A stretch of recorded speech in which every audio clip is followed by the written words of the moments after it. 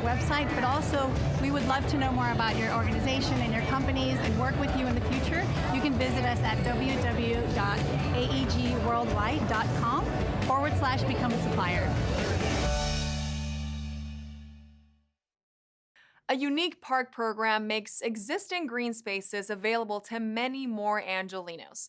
Since 2018, LA Unified School District and Recreation and Parks have collaborated on the program.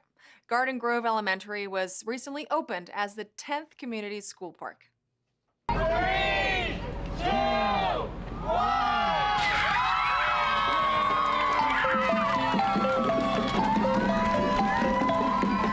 Today we're out here at Garden Grove Elementary in Reseda, opening up our 10th community school park.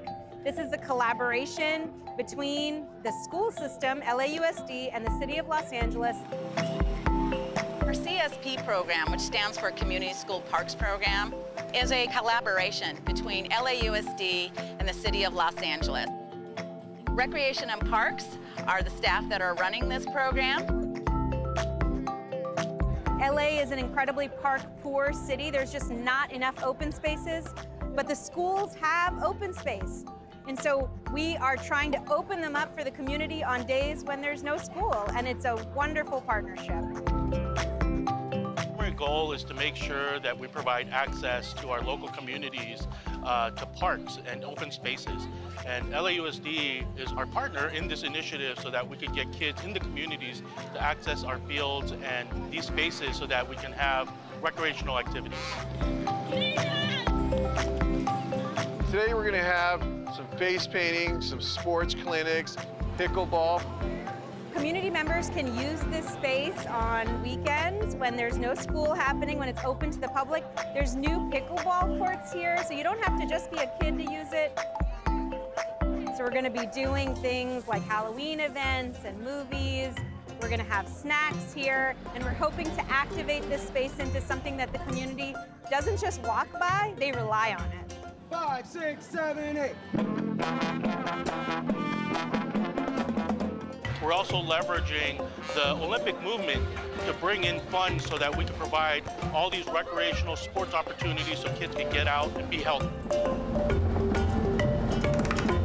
We've got arts and crafts, we have basketball, volleyball, we have soccer, we also have blind soccer because we have an adaptive unit with Recreation and Parks. There are great benefits to community school parks. One of them being that we now have parks that are close to where people live. Garden Grove Elementary is Reseda's best kept secret. You know, we're here on the weekends from 10 to 2, so come over, enjoy some time with your family, and enjoy the facilities. For more information on community school parks, I say visit laparks.org. Not only for information on community school parks, but also all of the programs in recreation. Los Angeles Mission College in Sylmar has added to its offerings. Besides coursework and diplomas, a new WorkSource Center now has a home on the college grounds, and that makes training and personalized job skills available to many more people.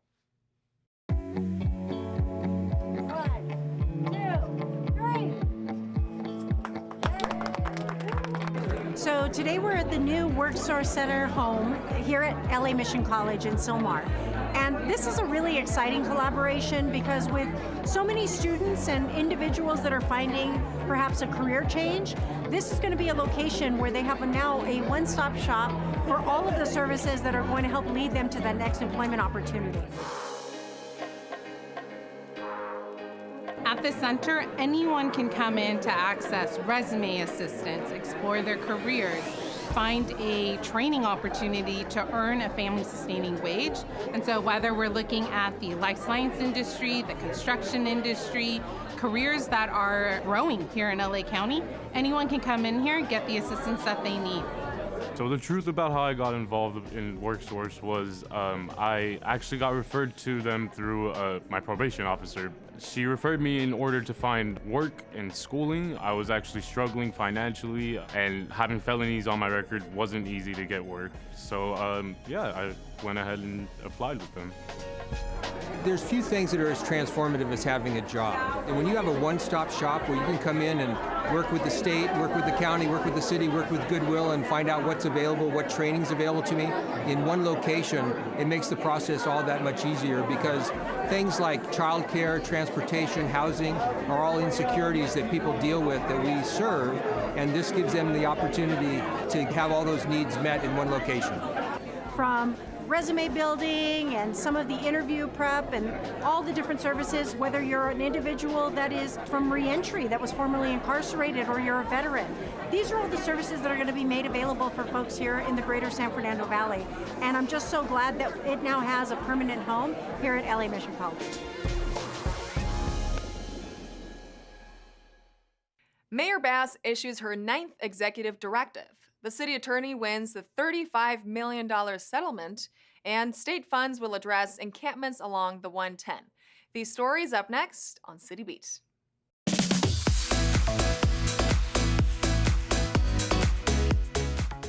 Mayor Karen Bass has signed her 9th executive directive to improve LA's infrastructure and delivery of city services. According to Mayor Bass, this directive will also ensure the city has a comprehensive long-term plan for investing in public spaces.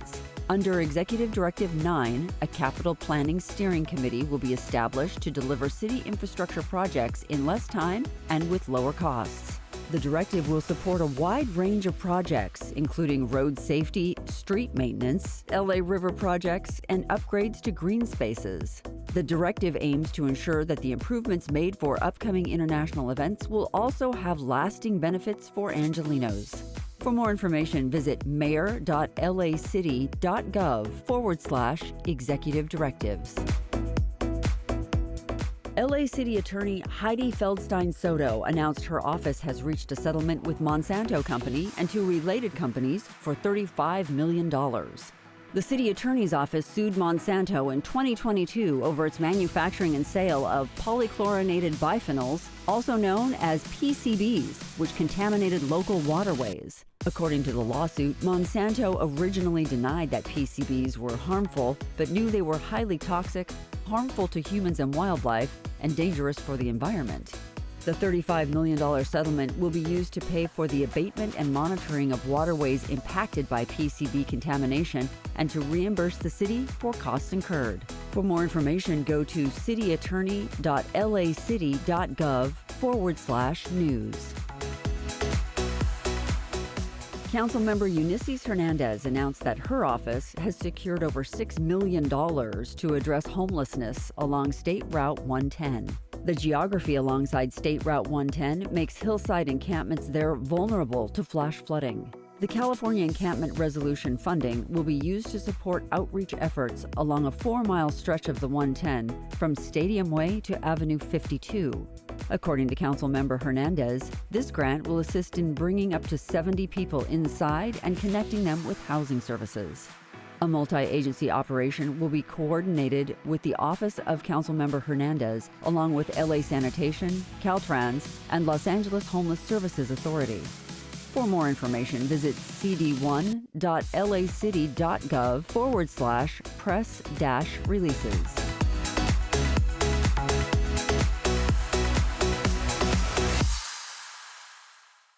The spooky season is certainly here, and if you're wondering where to go for some tricks or treats, you can always rely on the city's Rec and Parks Department. Their rec centers are scaring up some fun frights and stocking up on the candy. So most of our facilities throughout the city are going to offer some type of Halloween activity. Some of them are starting as early as the 26th of October, all the way through Halloween Day. We have over hundreds of facilities throughout the city, so there's something for everybody, from children to seniors to teens. But we have activities, haunted houses, mazes, costume contests. So really depends on your area, where you live. You can go onto our website, put your zip code in, and then you can find out what's happening in your area. But for young kids, we have, of course, candy. We're gonna have lots of candy at our centers, food, carnival games, moon bouncers, jumpers. So every center crafts their activities how they want. So all of them are a little different, but pretty much in any area of the city, you can find something for your child. Our senior centers throughout the city offer a variety of activities for the seniors as well. Usually around lunchtime, our seniors love to enjoy our lunches at our facilities, so they're going to have potlucks, costume contests as well, karaoke. So all the things you offer the kids, we offer the seniors as well. So if you go to any of our senior centers, you'll be able to enjoy a lot of our Halloween activities. All the events that we have, it's a great way to keep your kids safe. You're going to go to, usually it's a park you visit already, so you already have a relationship with the parents and a relationship with the staff at that park, so you feel safe there already. Usually our parks, we say, are an extension of your home, so you get to come to our parks, you get to enjoy the Halloween activities, and you're not out in the neighborhood. It's just a safe way to really enjoy Halloween. Muertos Art Walk at El Pueblo is a creative event supporting local artists and entertainers. It also serves as a preview of the 9 days of traditional celebrations that will take place at El Pueblo for Día de los Muertos.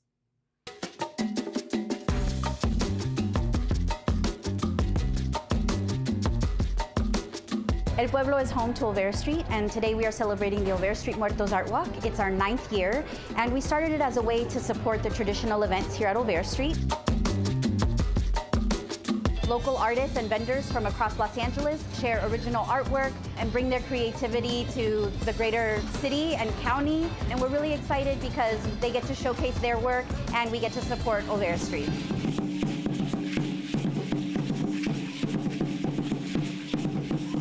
We also have entertainment throughout the day until 6 o'clock. And then what we do after that is we have our Muertos 9 days, which starts October 25th through November 2nd. We have a procession every night. We have a little theatrical performance called Danza de la Muerte. The weekends, we're going to have a lot of entertainment as well.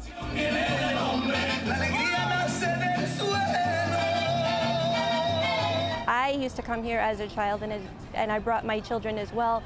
I think this brings all of the Latino community together here to see what a beautiful tradition, and everybody has a part of it. It's a celebration of the life of our friends and our families that passed before us. It's a way for us to remember them.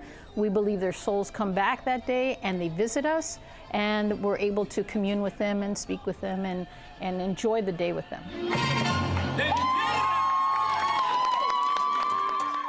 We really just want to invite everyone to come down to Olvera Street and celebrate with us. We're one of the only places that continues to do a 9-day celebration. And that's really special to us because it gives everybody the opportunity to come out and enjoy.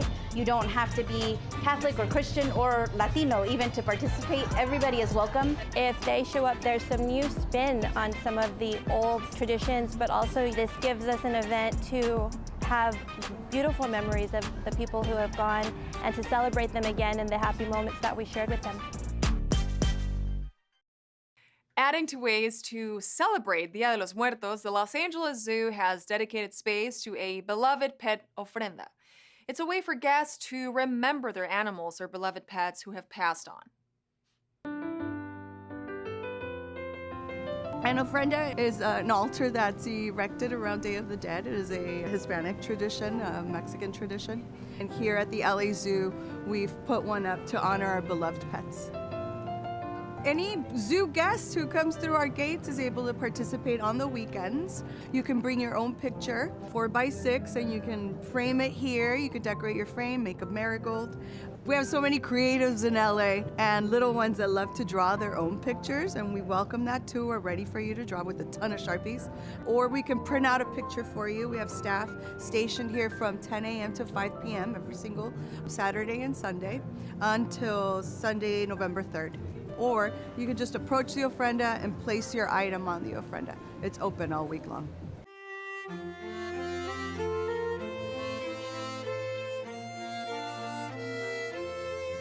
Love or appreciation for all living things begins at home. How better than to celebrate that, allowing the little ones to place their first fish that passed away, or the dogs that have been part of their families their entire lives to be celebrated here in that format. And it's evolved so much in the past 4 years. It was what was considered kind of a little offbeat idea. The support and love from Angelenos has been so great. Every weekend I'm just impressed by the reactions of those visiting and the contributions. Last year we had about 1,000 contributions and about 6,000 interactions at this ofrenda. I think part of the success of the popularity of this ofrenda is that universal language of grief, and that we created a space for it. I think that's what attracts everyone to it. I think it calls to many people, and it just goes hand in hand with the love of living things.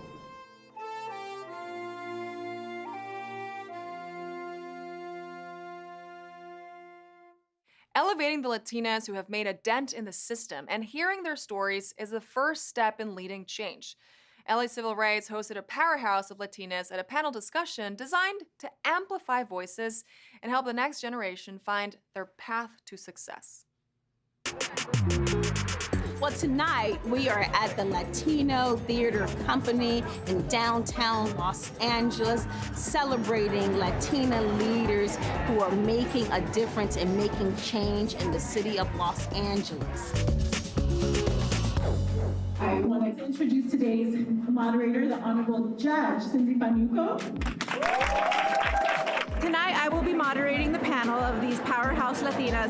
And one of the things that we want to talk about is what have been the struggles, what have been the challenges that they have encountered in what have been traditionally male-dominated spaces. Unfortunately, across democratic society in this country, we have been dominated by a white, non-Hispanic male gaze.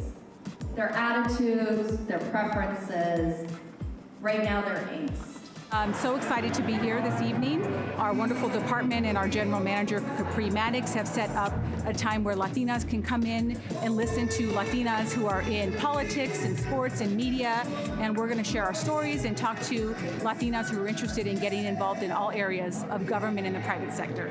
To me, the fact that any one kid in our community could not think that they could dream bigger because they never saw that was more concerning. Events like this are important because we often get so siloed in our own areas of work, but this brings people together who are leaders and gets us talking about how we can advance the community as a whole in all of these spaces. Get to know each other. That's my message to you. Get to know each other. Because at the end of the day, when both of us bring our energies together, all of us bring our energies together, we're going to create magic. We have all the representations here, all in one room. Let's talk. How can we help get more Latina representation in all of these spaces at the table, helping make decisions? You know, often we can think and look at spaces and say, those spaces, I don't belong in that space. And I love what you said about, you know, it is about, first of all, believing that there's a space for you. And that's not permission that you should wait for others to give you. If anything to take away from here is if you've gotten to where you're going, look back and pay it forward. And if you need help, you know where you want to go, reach out to a mentor. We're all willing to do that.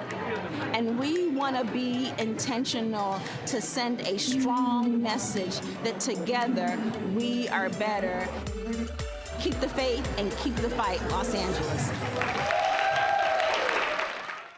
From a 1960s idea to a month of celebrations recognizing histories, cultures, and contributions, celebrating Latino heritage has come a long way. In this week's feature story, Mayor Karen Bass hosted the city celebration for Latino heritage along with some famous faces from the world of entertainment.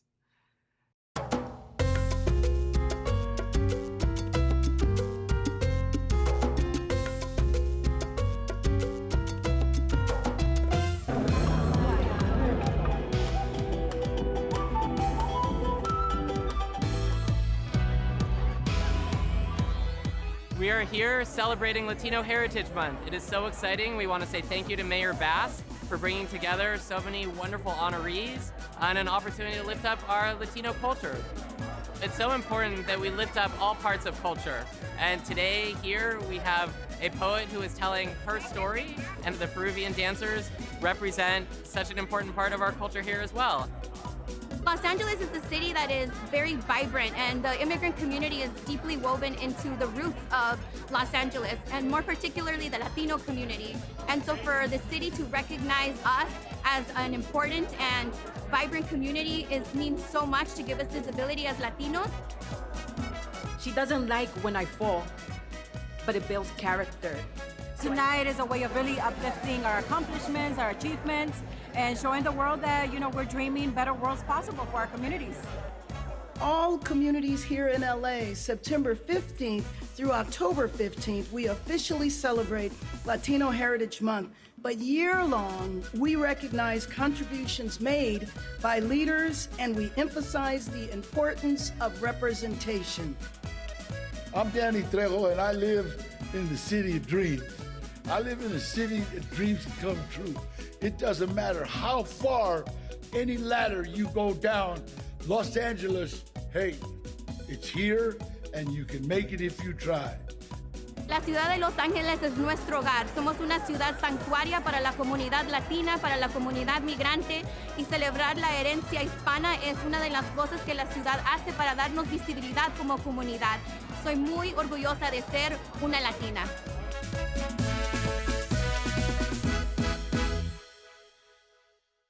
In this week's Things to Do, celebrate Dia de los Muertos at the Central Library, support local artists at Hallowzine, and visit 24th Street for a Dia de los Muertos festival. All this up next on Things to Do.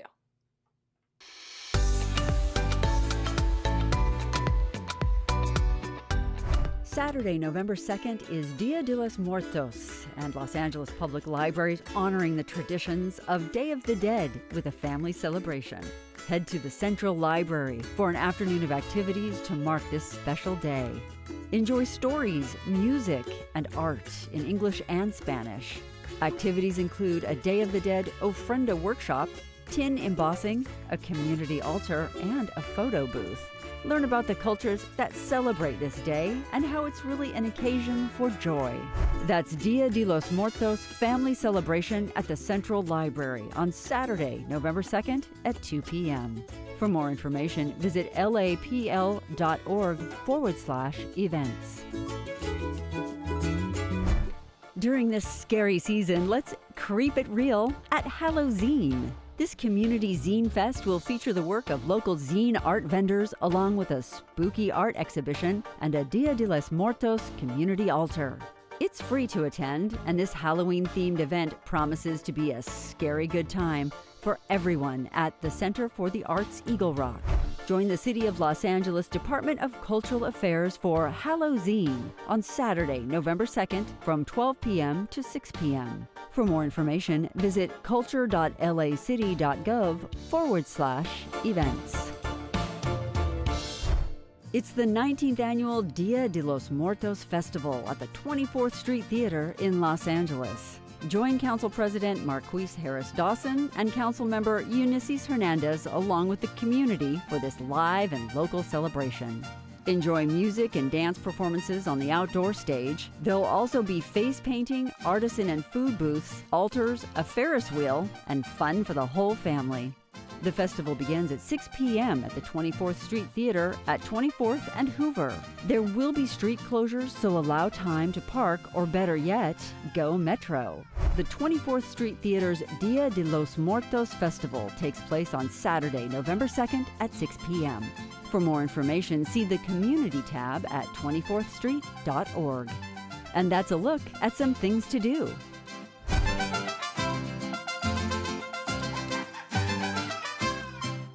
And that's all for this week. I'm Natalia Bilbao, and from all of us here at LA This Week, thank you so much for joining us. Remember that you can watch us online anytime at lacityview.org, and we're also on Instagram, Facebook, X, and YouTube. See you next time for more LA This Week.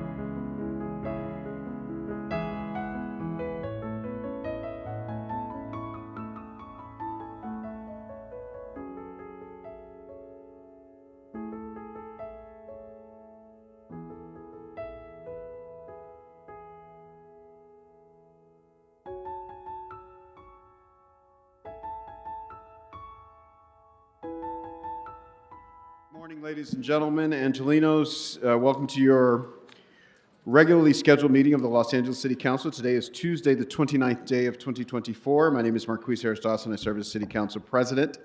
Public comment will be taken both in person in the council chamber and via teleconference for today's meeting. Let's begin our proceedings by calling the roll. Yes, Mr. President. Blumenfield, De Leon, Harris Dawson, Hernandez, Hutt, Krikorian, Lee, McOsker, Padilla, Park, Price, Rahman, Rodriguez, Soto Martinez, Yaroslavsky. 12 members present in a quorum, Mr. President. First order of business. Approval of the minutes of October 25th, 2024. Councilmember Blumenfield moves. Councilmember Padilla seconds. Next. Combinatory resolutions for approval. Councilmember Soto Martinez moves. Councilmember Park seconds. Next. Mr. President, today is Tuesday and it's time for the flag salute. All right, I'll ask everybody to rise and we'll follow Councilmember Yaroslavsky and the recitation of the Pledge of Allegiance. Thank you, Council President. If you are able to stand, please do so. Place your right hand over your heart. Ready, begin. I pledge allegiance to the flag of the United States of America and to the republic for which it stands, one nation, under God, indivisible, with liberty and justice for all. All right, Mr. Clerk, let's run through the agenda. Mr. President, there is a request to continue item 7 to Friday, November 1st, 2024. Without objection, that'll be the order. Items 1 through 4 are items noticed for public hearing. Items 5 through 11 are items for which public hearings have been held. For item 29, the background check has been completed for the appointment to the Board of Police Commissioners. Items 12 through 36 are items for which public hearings have not been held. 10 votes are required for consideration. Without objection, those items are before us. Specials, members, any specials to my left? All right, Mr. Lee. Thank you, Mr. President. Item number 11 for purposes of an amendment. I believe Okay. the city attorney has it. I do. So for item number 11, the motion is that the item be amended to add the following recommendation 5. So that would start with G, the number of tenant habitability plans, THPs, submitted and approved within the last 2 years. H, the number of substantial remodels completed under the THPs. I, the number of primary renovation cost recovery requests submitted and granted within the last 2 years. And J, the number of THPs withdrawn or not completed within the last 2 years. And to be clear, those are additional report backs on those issues. All right, Mr. Lee, is there a second? Mr. Blumenfield, thank you. Councilmember Blumenfield, all right. Councilmember Yaroslavsky. Thank you. I also have an amendment to item number 11 that the city attorney has. I do. So the amendment is that the item be amended to read, and this is for request or recommendation number 4, requests the city attorney to draft and transmit an interim control ordinance, ICO, in order to temporarily remove the eviction process from Municipal Code Section 165.031.2 until June 1st, 2025, or, in additional language, when a permanent ordinance is enacted, whichever comes first, and that the ICO include an urgency clause making it effective upon publication. And do we have a second or two on that? So that is... Councilmember Blumenfield as well. All right, Councilmember Rodriguez. Thank you. Item 29 for questions. We're going to hold that on the desk. Okay. Mr. Price? Thank you, Mr. President. Out of an abundance of caution, the city attorney has asked me to recuse myself from item 11 due to the fact that I am a landlord. Item 11. All right, item 11 for Councilmember Price. All right, what's next? Mr. President, if I may, there's also a very small correction on item 34. There'll be an amending motion for this, but it should read that the contract number is C145927. That's C1425145-927. There was a typo there. Thank you. All right, is that, we need a second for that? It hasn't been introduced yet, but I wanted to make sure it was on the record for the public. There will be an amending motion, as I understand it.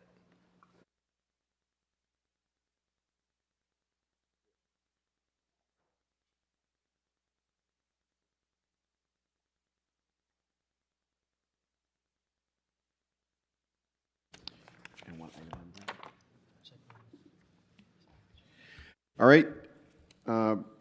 What's next, Ms. Clerk? Mr. President, the council may now vote on items 5, 6, 8, 9, and 10. Okay, before we vote, Councilmember Rahman. I believe we have a motion, an amendment on item 2, which the city attorney has. Yes, so the motion for item 2 is to adopt the following. 1, determine that the issuance of a liquor license at Target located at 2709 through 2763 North Sepulveda Boulevard will serve the public convenience or necessity and will not tend to create an enforcement problem. 2, grant the application for determination of public convenience or necessity for the sale of alcoholic beverages for off-site consumption at 2709 through, 5709 through 5763 North Sepulveda Boulevard. And finally, 3, instruct the city clerk to transmit this determination to the State Department of Alcoholic Beverage Control as required findings under Business and Professions Code Section 23958.4. Do we have a second for that, Councilwoman? Councilmember Yaroslavsky. Thank you. All right, what's next? Oh, McCosker? Councilmember McCosker? Thank you very much, Mr. President. On item 8, I would like to speak briefly to this candidate who is here today. She has been through committee very successfully and very well qualified candidate. But can I speak very briefly to Ms. Yvette Smith? Let me get through specials, and then we're going to do that next before public comment. Very good, thank you. All right. Any other specials? All right. So we will not hold a vote now on item number 8, but we'll begin with our public safety chair. I want to call up our Deputy Mayor of Public Safety. We have the head of our Police Commission as well as our nominee.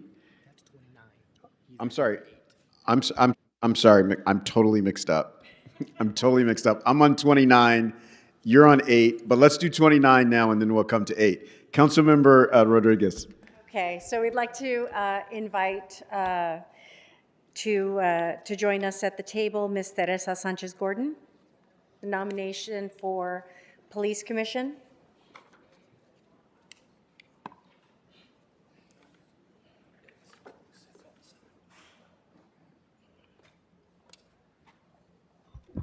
Good morning. Thank you for joining us. And so colleagues, due to just timing and scheduling issues, we have a lot, as we all know, occurring in the area of public safety in the city of Los Angeles.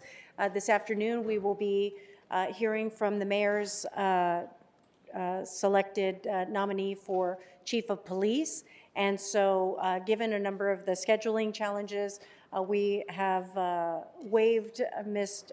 Sanchez-Gordon out of committee to have the hearing with all of you this morning.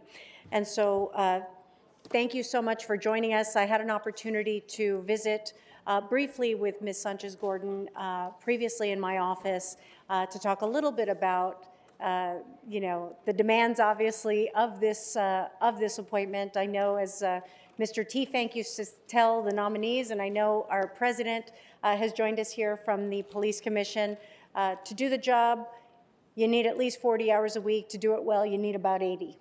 And so we want to thank you for accepting this nomination and for the mayor advancing you in this process. Do you want to first begin by providing my colleagues a bit of an introduction about your history and background and your interest in serving in this particular role? Thank you, Councilman Rodriguez. It's an honor to have met you. You want to pull the mic closer. There you go. Thank you. I want to thank you, first of all, for your support and for giving me this opportunity. I want to also thank the mayor, Karen Bass, for her confidence in me and this appointment. I want to thank each and every one of you in the council and for your time and your consideration. Go Dodgers.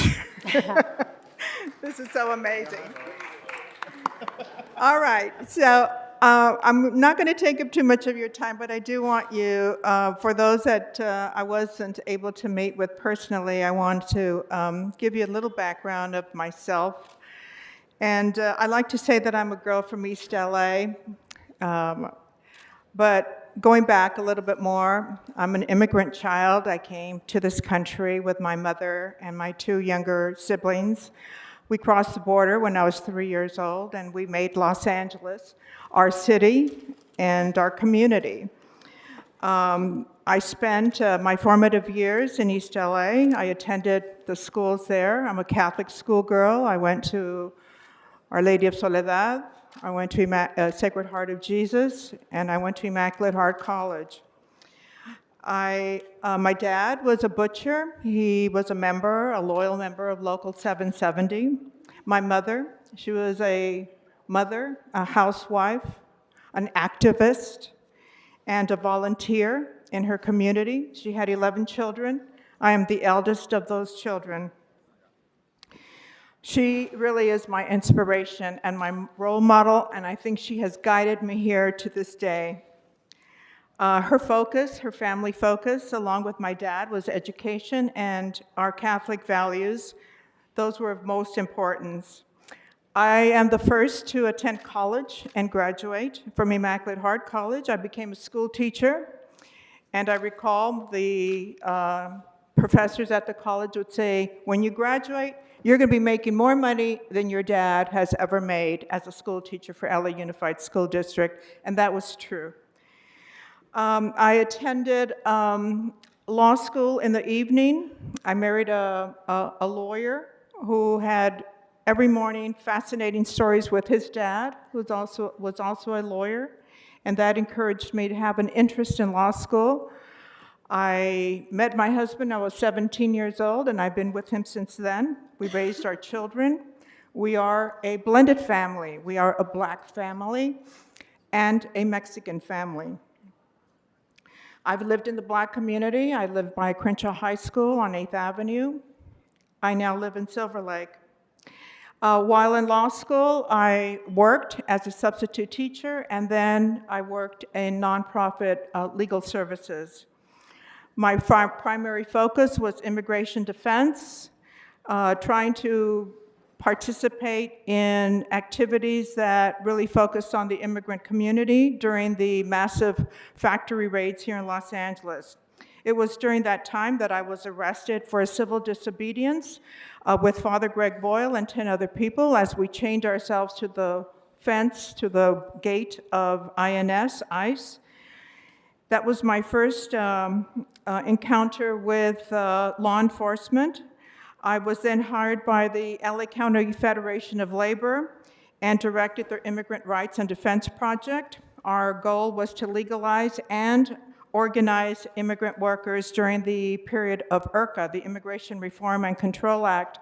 At that time, I also participated in a civil disobedience and was arrested again, this time with Senator Maria Elena Durazo and, at that time, Executive Director Bill Robertson of the Federation at one of the local hotels here in support of workers' rights.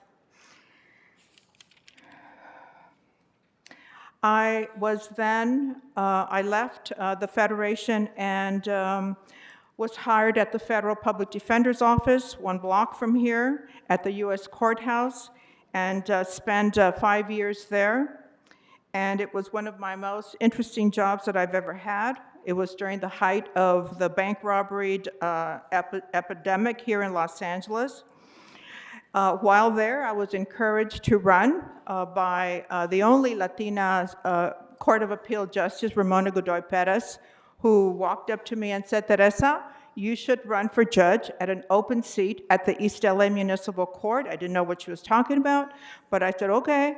And that moment led me to really where I am now. I ran in an open seat against 2 opponents. I won, and with all honor and respect, I became the first Mexican-American woman to preside at the East LA Municipal Court. It is a courthouse that is very important to my family because not only is the courthouse there, but there was a library, there was the Roybal Clinic, there was a plunge, there was a community center. It was all an area that my family was very much involved in and visited very, very often. So to preside there, become the presiding judge of that court was a great honor for me. As a judge, I was very active in statewide judicial projects, judicial training. I taught at the Judicial Training School in Berkeley. I taught ethics. I taught access to justice. I've been very involved with my court. I also formed the very first group of judges from California, primarily from Los Angeles, to visit Mexico. Less than 200 miles away, it was important for me, for my colleagues in the Court of California, to know who their litigants, the defendants were, and to go to Mexico and visit with our colleagues, our judicial colleagues there, to learn about the culture, to see the people, to eat their food, to drink their tequila, to everything, to really know that these are people that come from a great culture, family values, and that we're all not drunks or child abusers or molesters or have diseases, that we are human beings and that we come from a wonderful culture. And they came back as ambassadors for the moment and talked about their great experience with their colleagues. It meant a lot to me. I've also served on nonprofits. I've served on the Proyecto Pastoral at Dolores Mission. I've also been a member of the board of the Mexican American Opportunity Foundation, and I'm currently on the board of Ultimate Health Foundation. I was one of the founders of the Latina Lawyers Bar Association. It's the only Latina bar association in the country. We just celebrated our 24th year. After 20 years on the bench and serving 18 years of those at the Stanley Moss Courthouse, dealing with high-profile civil cases and an extremely busy caseload, I retired and wanted to live my best life, traveling, doing the things that I put aside for quite some time. But then COVID hit. The Chief Justice was requesting that some retired judges come back and help with the backlog, and I volunteered. I am currently sitting on assignment at the U.S. Courthouse, which is run also by the LA Superior Court, and I'm in the assignment of a civil settlement court judge. So now I sit here before you, and I'm very honored to be considered for the LAPD Commission. My life experience in the city of LA, my upbringing, my biracial blended family, my values, my judicial career have all contributed to this moment. I believe in the rule of law, in equal justice, and fairness, and I look forward to serving the city. Thank you. Thank you. So thank you for your very comprehensive introduction into all of the roles that you've played civically, professionally, personally. I think it gives proper context for the role that you're, nominated to embark upon. And as the primary policymaking board for this, this Citizens Oversight Committee is one of the most important critical roles of our city structure, particularly with respect to a department which so many residents in their moments of need and crisis or whatever the circumstances might call on these officers to respond. This is a policy-making body that provides tremendous oversight, has tremendous power in this role. And so I want to thank you for giving that very comprehensive context. How do you see the Board of Police Commissioners' role in promoting police accountability and transparency? Well, I see it as an extensive and complete and full-time role in not only policy and procedure, but very much involved in with the members of the police department and the community. I think the LA Police Commission is certainly the most important. I take this position serious, and I know it's a full-time job, and there are many, many issues, from recruitment to abuse, excess force, to morale issues, all these issues that are so important to the city, to the police department, and to the community. I see my participation, my part in all this as a contributing factor in making it one that our city can be proud of, and our community can be proud of, and the police department can be proud of as well. So I look forward to working on all of those in all of those aspects. And, you know, over the past year, this council has engaged in in-depth conversations, as I know the commission has, with respect to, and there's been several motions that have been introduced around the area of police discipline and looking at the overall disciplinary system with the department. How do you envision the accountability for LAPD and for misconduct or policy violations? Did you say accountability? Mm-hmm. Yes. Well, I think that the issue of accountability and the disciplinary process, again, is comprehensive. It needs a comprehensive review. And I believe it's of the entire system, the entire disciplinary system. And I know that there have been discussions with council, the mayor, other stakeholders in the city regarding this comprehensive review. And I think that the engagement of police officers and the community is essential. I've heard during my ride-along and during my visits to Rampart Station and Northeast Station, which is my station in my neighborhood, this was definitely a topic of importance for them. I think that there has to be, whatever review process is being engaged in, it has to be transparent. There has to be training. There has to be ethics training.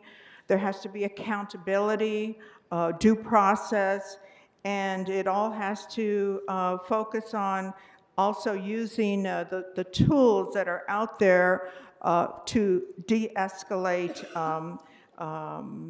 situations where use of force does not have to be implemented.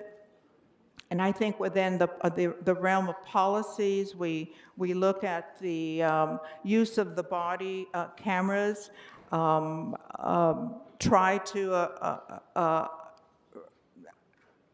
to get into a quick respond mode once the incidents occur.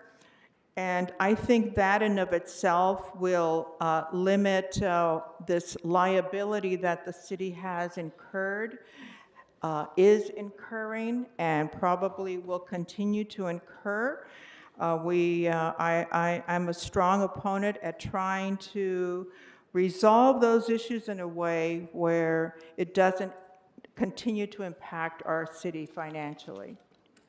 Thank you. Thank you. And if there's any other colleagues on the queue. Thank you so much, Councilwoman Rodriguez, and thank you, Ms. Sanchez-Gordon, for your willingness to serve and the service that you've already done, and we look forward to seeing you in the seat at our Police Commission. Thank you so much. Thank you. All right. So we have a couple more items, and then we have to take public comment, and then we'll come back and vote later in the meeting. So sounds good to me. You're good now. You should enjoy the public comment. Now I'm going to shift gears to item number 8 and call on Councilmember McCosker. Thank you very much, Mr. President. Item number 8 has had a public hearing, and I want to thank my colleague, Eunice Hernandez, for conducting that hearing. I understand it went very well, but I wanted to speak to Yvette Smith, speak to her attributes also, and speak to her, who is a Harbor area resident and has been put up by the mayor, and I appreciate that very much, as a commissioner for animal services. She has 3 decades of experience in this. She has an impeccable record of having worked for multiple jurisdictions for the SPCA, for the City of Redondo Beach, and for our jurisdiction for nearly 2 decades. She is a person who has been important to me personally. She's taken the opportunity as I came aboard to advise me on issues involving animal services and the proper care of our animals and also the proper running of our department. She could not be a better qualified candidate, and I'm appreciative to the mayor for her recommendation, and I'm appreciative to the committee for her recommendation to us, and I will, of course, urge an aye vote. All right, thank you so much, Mr. Kosker. Thank you so much for being with us today. Now we will, Mr. Clerk, what items are available? Councilmember Hernandez. Thank you, Council President. And yes, very excited for your appointment, Yvette. Thank you so much for your decades of dedication. I look forward to seeing how we can keep working together to get to the solutions, right, and implement the solutions. But you are here doing this work, and it takes a lot of love to keep coming back because, like we talked about, going into those shelters, I usually come out crying because just the number of animals, the conditions, and the staff. So I'm excited to have you there. And it was great to have you there with my colleague, Councilmember Lee, and Neighborhood Committee Enrichment. And Council President, I would like to add, I have an amendment for item number 34, and I believe the city attorney has it. Can it please be read into the record? Thank you. Okay. Thank you so much.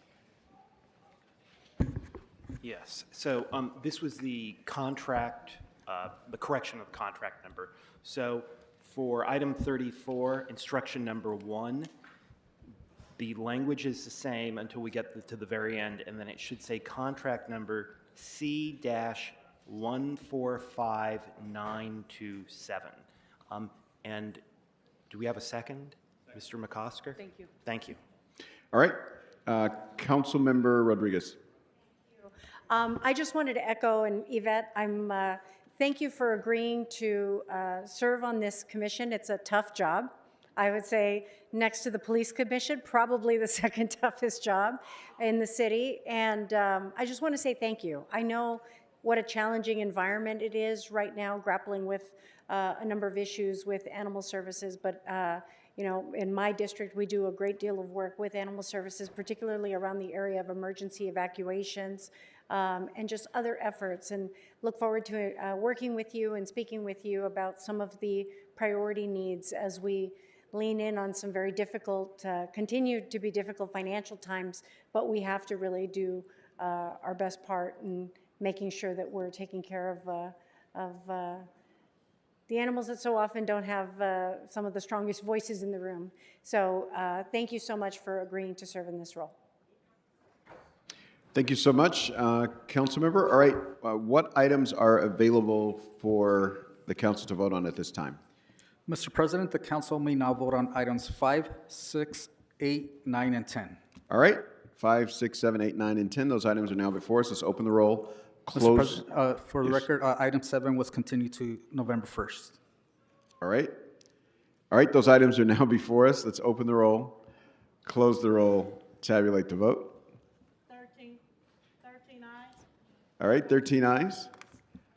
All right, what's next? The council may now consider item 11, called special by Councilmember Price for recusal, as amended by motions Lee Blumenfield and Yaroslavsky Blumenfield. Do we need votes on those amendments? Yeah, right. I believe it's the shared opinion of the chair and the city attorney that we should reopen public comment on those amendments, as they were quite substantial. So what's next? Mr. President, the council may now proceed to public comment. All right, let's read the rules and instructions for public comment and proceed with public comment. Thank you, Mr. President. As indicated on the agenda, members of the public wishing to offer public comment should call 669-254-5252 and use meeting ID number 160-535-8466 and then press pound. Then press pound again when prompted for participant ID. Once admitted into the meeting, press star 9 to request to speak. When it is your turn to speak, an automated Zoom voice will ask you to press star 6 to unmute. Let me repeat, call 669-254-5252 and use meeting ID number 160-535-8466 and then press pound. Then press pound again when prompted for participant ID. Once admitted into the meeting, press star 9 to request to speak. When it is your turn to speak, an automated Zoom voice will ask you to press star 6 to unmute. To people providing public comment, when it's your turn to speak, either at the podium or on the phone, please state which of the agenda items you'd like to speak to, or whether you want to speak on public comment. You have 1 minute per item, up to 3 minutes total for the items open for public comment. We'll tell you when your time's up. When speaking on the agenda items, you must be on topic. Our goal is to get through as many speakers as we can. If you're not on topic, or if we can't tell whether you're on topic, you'll get one brief warning from me or the president. At that point, you need to get immediately clearly on topic. If you don't, or you again stray off topic, unfortunately, you'll forfeit the rest of your speaking time, and we'll move on to the next speaker. The items that are open for public comment are items 1 through 4, 11, and 12 through 36. So that's 1 through 4, 11, and 12 through 36. Members of the public may also speak for up to 1 minute on general public comment, which will be held at the end of the meeting, possibly. During general public comment, members of the public may speak to any of the items, including those that are not otherwise open for public comment, or anything else within the city's subject matter jurisdiction. For members of the public calling in, when it's your turn to speak, an automated Zoom voice will prompt you to press star 6 to unmute yourself. If you don't do so, council staff will prompt you once more. At that point, you need to immediately unmute yourself, or you'll unfortunately forfeit your speaking time, and we'll move on to the next speaker.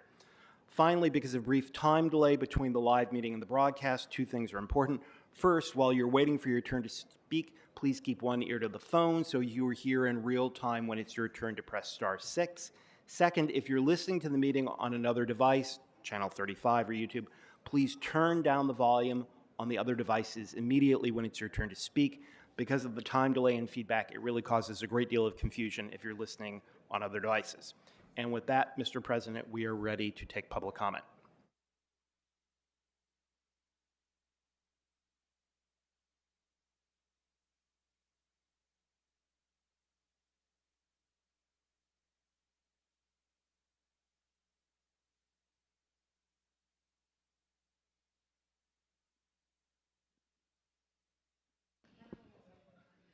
Sister Payasa, David Miscavige, Moby, Goat Developer, Stacy Segara, Tiffany Hinyard.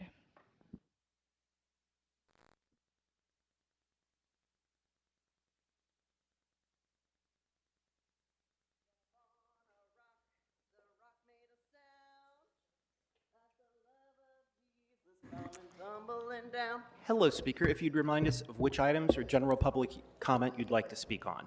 Oh, here, I'll put this so you can see it, right?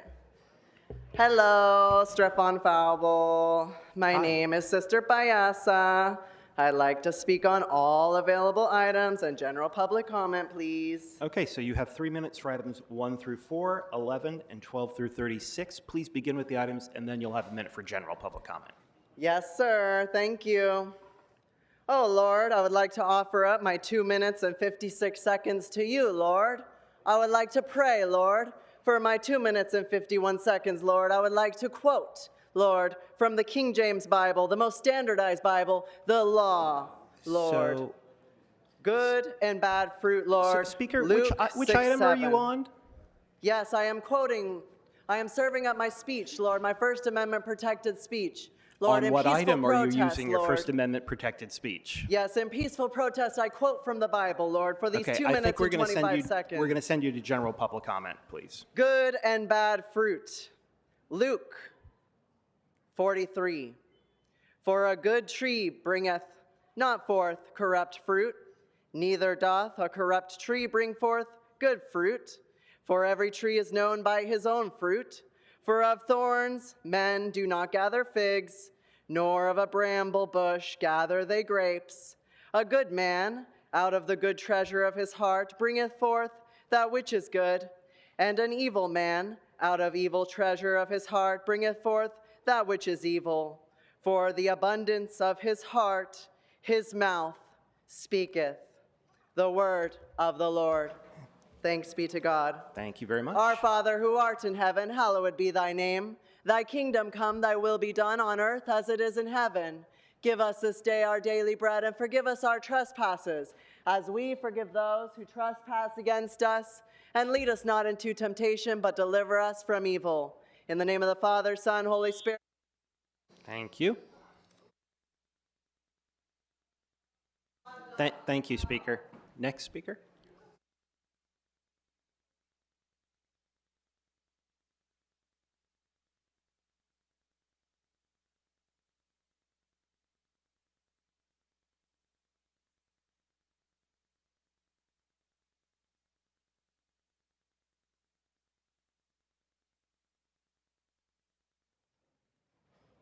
Hello, Speaker. Which items and/or general public comment did you sign up for?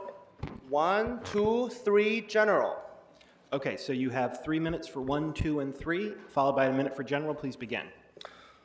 Number 1， 那夜我喝醉了，拉着你的手，胡乱地说话，只顾着自己心中压抑的想法。慌乱的表达，我迷醉的眼睛已看不清你表情，忘记了你当时会有怎样的反应。我拉着你的手放在我手心，我错误的感觉到你也没有生气，所以我以为你会明白我的良苦用心。Item number 2。如果那天你不知道我喝了多少杯，你就不会明白你究竟有多美，我也不会相信第一次看见你就爱你爱得那么干脆。可是我相信我心中的感觉，它来得那么快，来得那么直接。就算我心狂野，无法将火熄灭，我依然相信是老天让你我相约。如果说没有闻到残留手中你的香水，我绝对不会辗转反侧难以入睡。就想着你的美，想着你的香味，在冰与火的情欲中挣扎徘徊。Number 3， 如果说不是老天让缘分把我捉弄，想到你我就不会那么心痛，就把你忘记吧，应该把你忘了。想到你只在情欲之中挣扎徘徊，可是我相信我心中的感觉，它来得那么快，来得那么直接。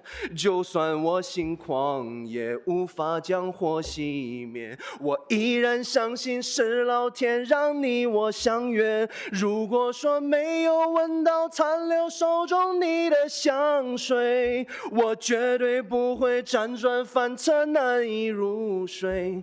就想着你的美，闻着你的香味，这是对冲动最好的惩罚。Thank you. General public comment. Spanish speaker. Queremos más prostitutas transgénero en la calle Figueroa. What is he? Oh, I'm sorry. Can you repeat that, please? Stop the timer. Stop the timer. Queremos más prostitutas transgénero en la calle Figueroa. We want on Figueroa Street. I cannot understand the first word. Necesitamos igualdad de derechos para todos los prostitutas masculinos. We need equal rights for men. Los Ángeles es la ciudad transgénero más grande del mundo. The city of Los Angeles is the largest city in the world. La gente necesita prostitutas de todos los géneros. Los Angeles needs prostitutes from all genders.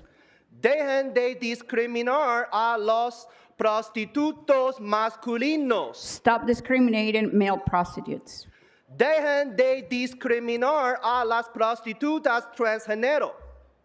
Stop discriminating against transgender prostitutes. Nuestro presidente del consejo solo ama a las prostitutas femeninas. Our president of the council, in the council, he only likes female prostitutes. Nunca le importan nuestros prostitutos masculinos. He doesn't care about male prostitutes. El mercado de la prostitución transgénero está controlado por mujeres. The prostitution market is controlled by women. El monopolio es una violación de la ley. They have a monopoly. Todo prostituta debería tener los mismos derechos en la calle Figueroa. All prostitutes must have equal rights on Figueroa Street. Thank you. Mr. Herman, which items had you signed up for?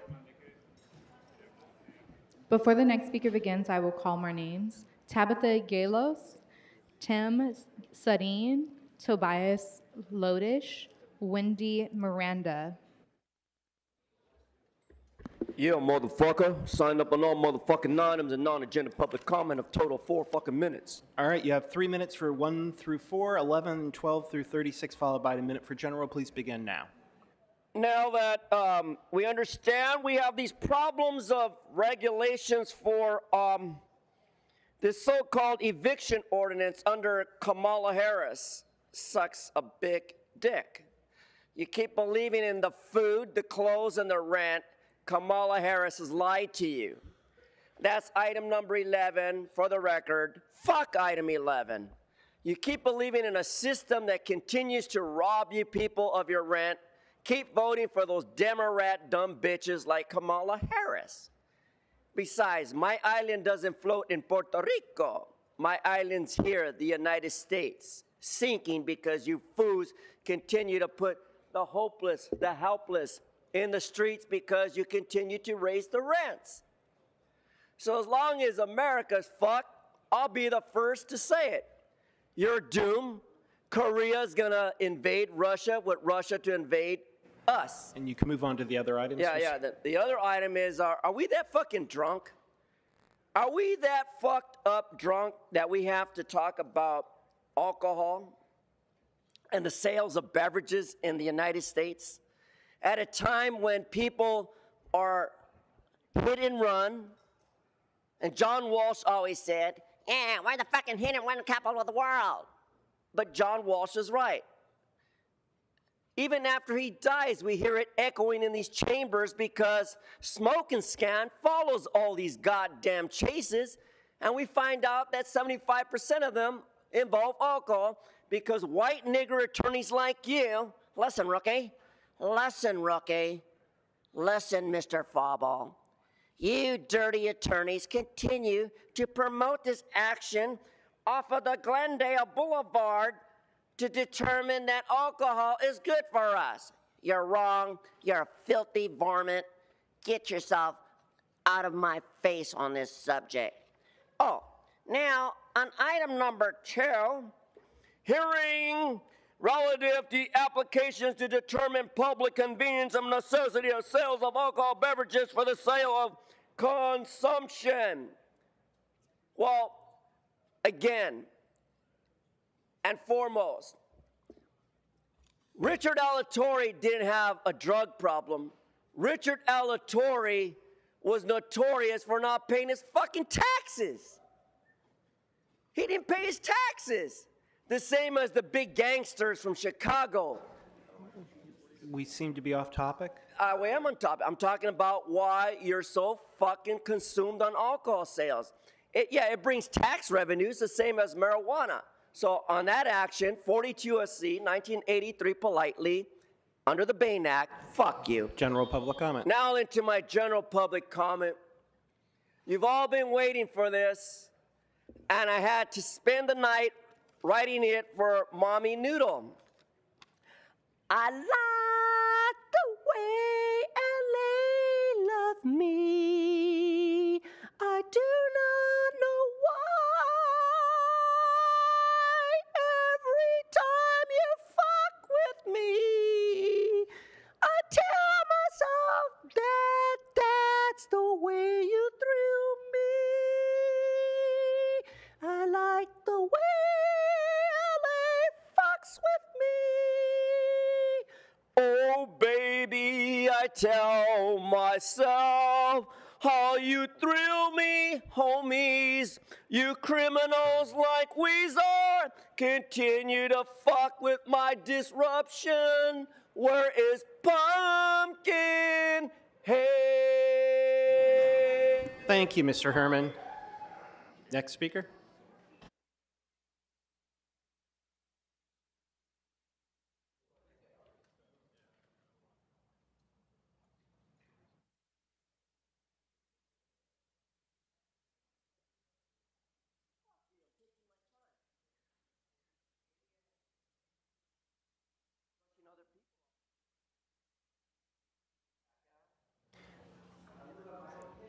Hello, speaker. If you'd please let us know what items you signed up for and/or general public comment. Yes, all items, please, and general public comment. Thank you. Okay, so you have 3 minutes for items 1, 4, 11, and 12 through 36. Please begin with those, and then you'll have a minute for general. Yes, so I'm here particularly on the frustration I have with the items listed where repeatedly we see fiscal impact statements being reported, yet when it comes to the CIS community impact statements, for those of you that don't know, those are reports offered directly by the neighborhood councils, and on several of these, whether it be a parcel map, whether it be other budgetary hearings, it's frustrating to see that several of the council members are not following through with their own stakeholders to solicit feedback from the neighborhood councils, and there's 99 of them. And it bothers me that whether it be an appointment of a police board commissioners, or again, a parcel map like you can see 23, 24, 25, something that directly is impacting stakeholders, why it is that be it Rodriguez, Ramon, Hugo are not soliciting feedback of their stakeholders. Now, again, there are 99 neighborhood councils. I am personally in strong favor of the neighborhood councils. And it's also quite frustrating to see that these same neighborhood councils continue to get their budgets slashed year over year. It's almost as if there's some sort of grand conspiracy to remove the voice of the neighborhood councils so that they continue to not submit a community impact statement. Okay. Can we connect this more directly to some of the items, please? Yes. So, for example, when it talks about the city engineer approving a final parcel map, there is no CIS report submitted. That indicates to me that your own council members are not listening to the true voice of the people. As somebody that is originally not even from the state, and you can see my outfit changing with the seriousness. It was originally goofy before, but I promise you, this is my more serious face and serious outfit on.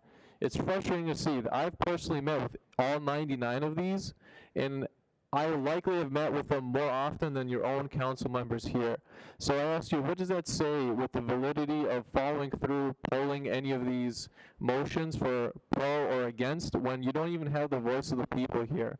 That to me is deeply concerning, and it's a quite common occurrence, whether it be here at City Council or various other committees. It is deeply concerning that the voice of your stakeholders is not being heard. There is no CIS reports for just about 99% of these motions, and I can know for a fact that when I've spoken with these folks at neighborhood councils, they don't even know that a lot of these motions are existing or what the council members' stance is on them. So how can you possibly have any sort of legitimate voting on them when the voice of the people is not being heard? That is deeply concerning, and with that, I'll go ahead and move over to general public comment. Please, go ahead. I am here to support the neighborhood councils. They are the voice of the people. And Mayor Bass, we know you're trying to slash their budgets. We know you're trying to suppress the voice of the people, and it's absolutely disgusting. I am here to support the neighborhood councils, and I want to see more of your council members here reach out to them and solicit feedback actively. It is very disappointing. You have an appointed full-time paid role to actively solicit feedback from your neighborhood councils.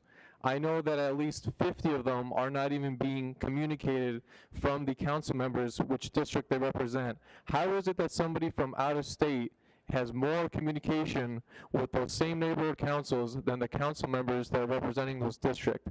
In what world does that make any sort of sense? Yes, I appreciate you looking at me for the first time, making eye contact, Hugo. I promise you I'm not a clown, but you need to do better.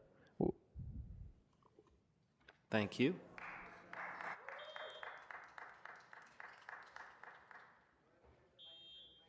If you'd please let us know which items and/or general public comment you signed up for. Hi, my name is Tabitha Yellows. I'm here to give public comment on item number 11 and general Please. public comment. So you have a minute for each. Please go ahead. Great. Hi, so I'm a member of the LA Tenants Union and Ground Game LA, and I'm here in support of the Mohawk Tenants Association, who are in their third fight against evictions due to substantial renovations. I urge this council to please close the renovictions loophole. This loophole is inhumane and gives landlord free rein to abuse tenants and cause displacement, which eventually leads to more homelessness. There is no reason why landlords cannot temporarily relocate tenants during remodels unless they're trying to jack up rents after evictions, which reduces the city's already insufficient housing stock. We need to do more to regulate landlord greed. These landlords are causing the housing crisis that we are living every day. I urge you to please include an urgency clause so that we can help the Mohawk TA and other tenants in similar situations stay in their homes. You have the power to act today. It is your duty to do the right thing and protect the people of this city. Thank you. Thank you.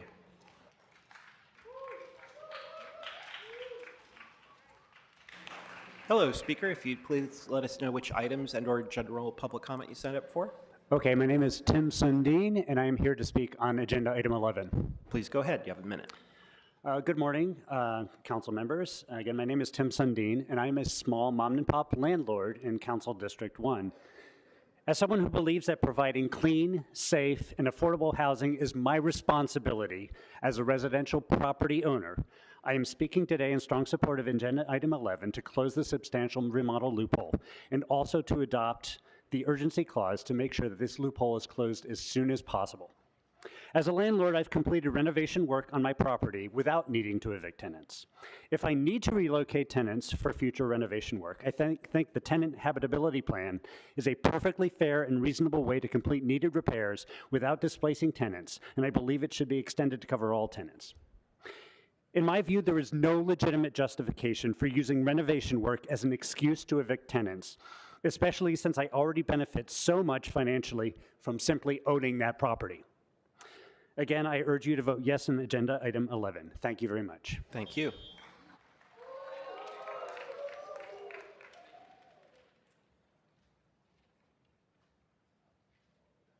Hello, speaker. If you'd please let us know which items and/or public comment you signed up for. Yeah, item 11 and general public comment. You have a minute for each. Please begin. My name is Wendy Miranda, and I am with Esperanza Community Housing. We're a mission-based affordable housing provider in South Central LA and a member of the LA for Resilient and Healthy Homes Coalition. I urge you to vote yes on the motion to end rent evictions in LA allowed under the Just Cause Ordinance and amended to include an urgency clause.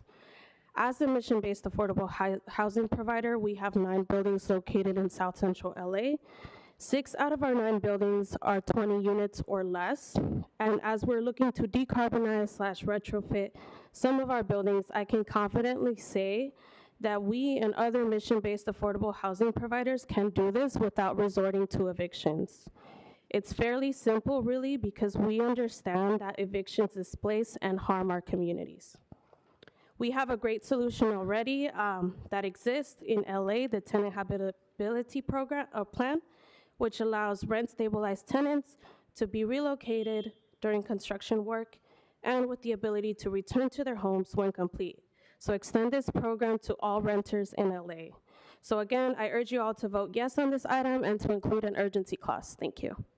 Thank you.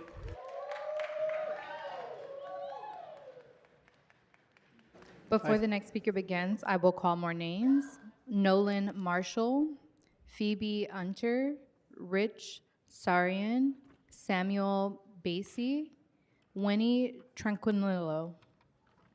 Hi, Speaker. If you'd please let us know what you signed up for. I signed up for item number 11 and general public comment. You have a minute for each. Please begin. Hi, my name is Tobias Lodish. As I speak now, hundreds of families are being evicted because of the substantial remodel provision in our Just Cause ordinance. These rent-evictions are unequivocally making our housing crisis worse. As a Jew, I've always been taught that housing is a human right, that everyone, regardless of their finances, must have access to permanent, healthy, and safe housing. Judaism stresses the role of the home as a place of sanctuary, or miskash ma'at, where people are able to become their true selves. Jewish law specifically defines housing as one of the obligatory types of tzedakah, or our obligation to actualize what is right and just. I keep these Jewish teachings in mind when I think of the more than 200 households which have been evicted for remodels in the past 12 months. Regardless of religious affiliation, I feel it is the council's obligation to stand up for their constituents' right to housing. If the council seeks to protect vulnerable Angelenos from displacement and houselessness, they must amend the Just Cause ordinance to include an urgency clause and extend the tenant habitability plan to all renters in LA. Thank you. Thank you.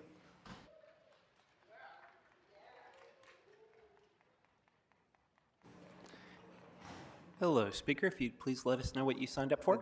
Good morning. I'm speaking with Agenda 11, Item 11. Okay, please go ahead.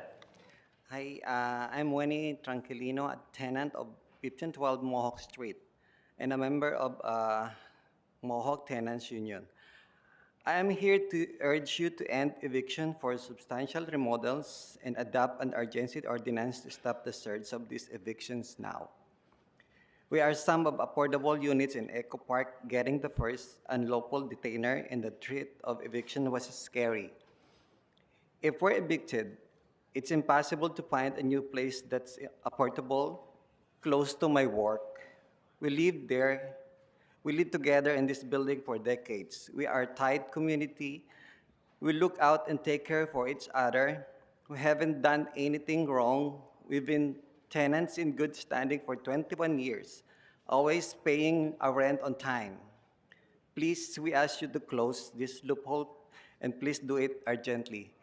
Thank you. Thank you.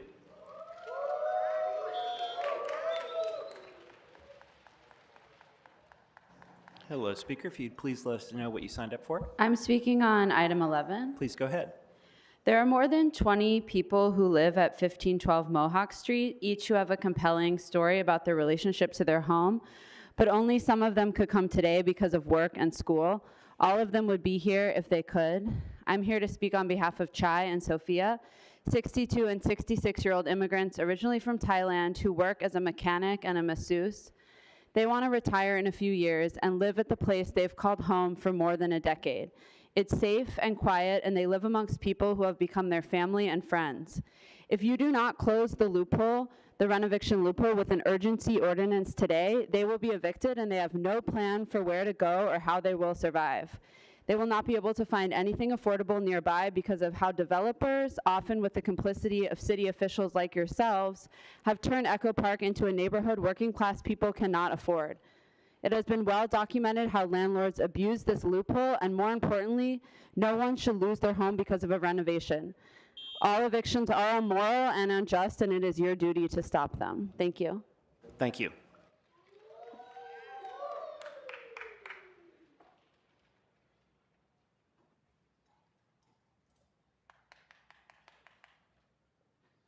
Hello, Speaker. If you'd please remind us what you signed up for. My name is Samuel Bashi. I've lived in this city for 52 years. And it's a city I would say that I love. But of late, with the COVID and how the system is running at this time is really terrible. You can go to submit a document to a government official, and they will sit on it for 5 years. They will sit on it for 7 years. It is a terrible thing that is happening to this city. I submitted a plan to the fire department 2 years ago, and up till today, they're still giving me a runaround. Now I'm about to lose the building. The housing department is trying to take the building to ruin my life. I'm almost 75 years old. This is really a shame. I never thought I'd really see what I'm seeing now. I would come back for the next meeting until I get an answer to this. Thank you. Thank you.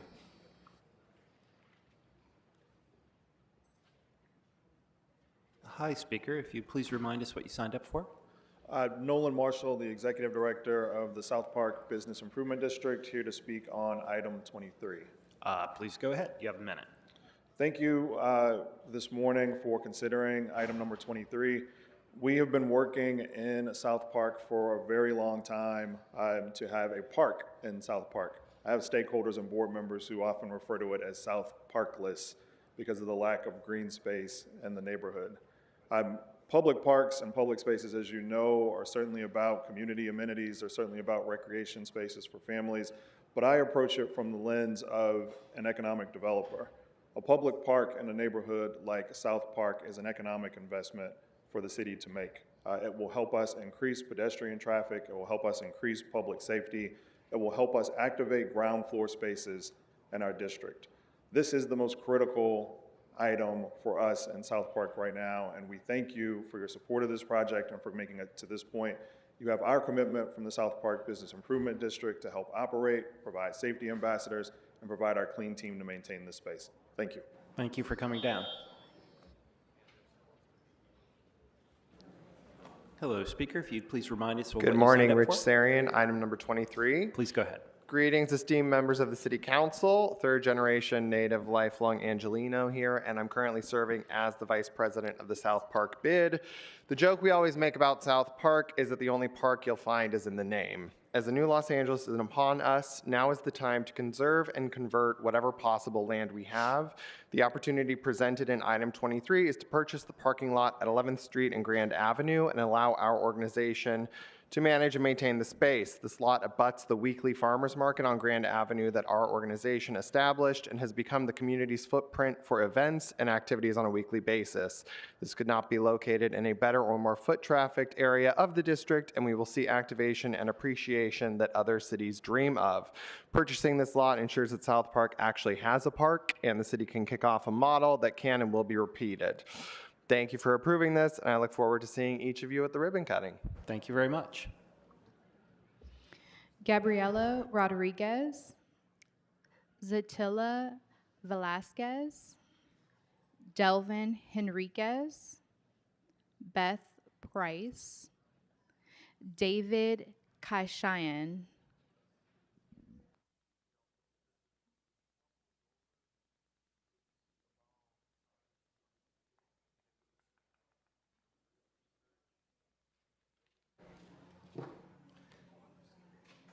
Hello, and when you reach the podium, if you'd please remind us what you signed up for.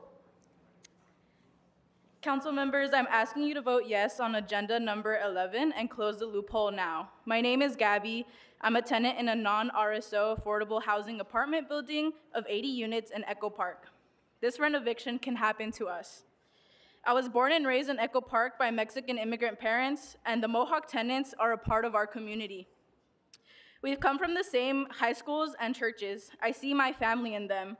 Their struggle with renovictions is why gentrification is able to flourish.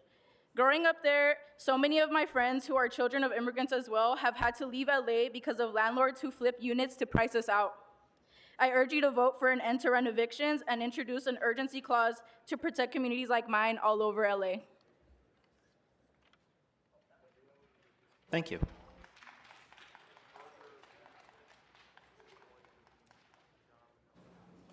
Hello, if you'd please tell us what you signed up for.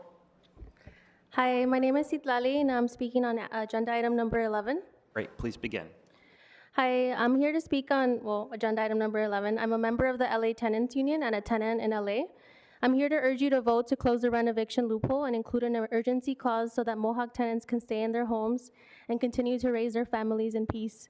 They're facing their third round of evictions for no fault of their own.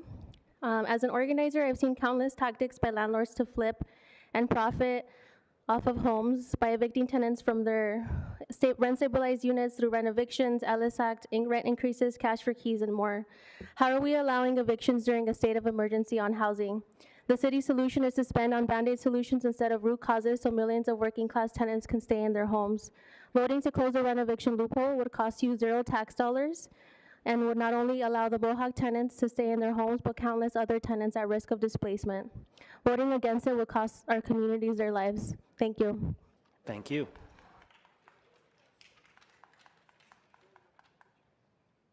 Hello, speaker. If you please remind us what you signed up for. Hi, David Gaishan with the Apartment Association of Greater Los Angeles. I'm speaking on item 11 and general public comment. You have a minute for each. Please begin. Thank you. Most of LA City's housing stock is very old, even if it is not under the existing rent stabilization ordinance. This new proposal would apply to all residential rental properties up to 46 years old, built after October 1st, 1978. As such, it would constructively prohibit existing mom-and-pop owners from needing major system repairs by prohibiting increasing rents to cover these substantial costs, and as a result, drive more naturally occurring affordable housing off the market. This proposal suggests using the existing tenant habitability program and accompanying primary renovation cost recovery program as a substitution for substantial remodels as a no-fault cause of action. The problem is that these programs are completely unworkable and unusable due to the Mount Everest amount of paperwork required to merely apply, as well as a high likelihood of ultimately being rejected by the city for approval. This proposal seeks no data from LAHD as to, one, the number of submissions for THP and the cost recovery program, number of substantial remodels actually conducted under these programs, number of requests withdrawn or incomplete under these programs, number of renters impacted with demographics, or number of properties involved, including age, size, ownership type, corporation versus mom and pop owner, location/zip codes. If this data were requested, it would show that these programs are already severely broken for RSO owners and should not be spread to non-RSO owners. If the city refuses to allow owners to charge market rate rents after major system repairs have been completed to pay back high interest loans for work that was done, then existing mom and pop owners will be forced to sell the properties as is for demolition and conversion by new corporate owners to luxury units, condominiums, or McMansions for high-income individuals. Rather than pursuing policies that will make it harder for existing mom and pop owners to stay in business, providing naturally occurring affordable housing, the city should provide owners with grants and or no interest loans for such major system repairs, as well as subsidizing relocation fees with the city's own direct assistance to low-income renters. Thank you. Thank you.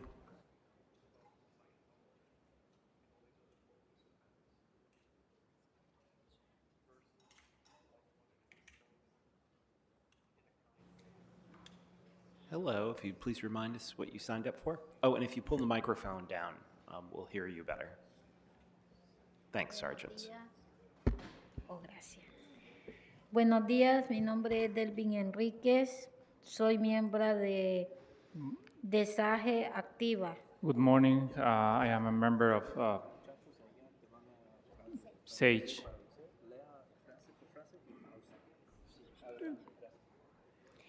Continúe, por favor. Vengo a hablar sobre el tema de la agenda número 11.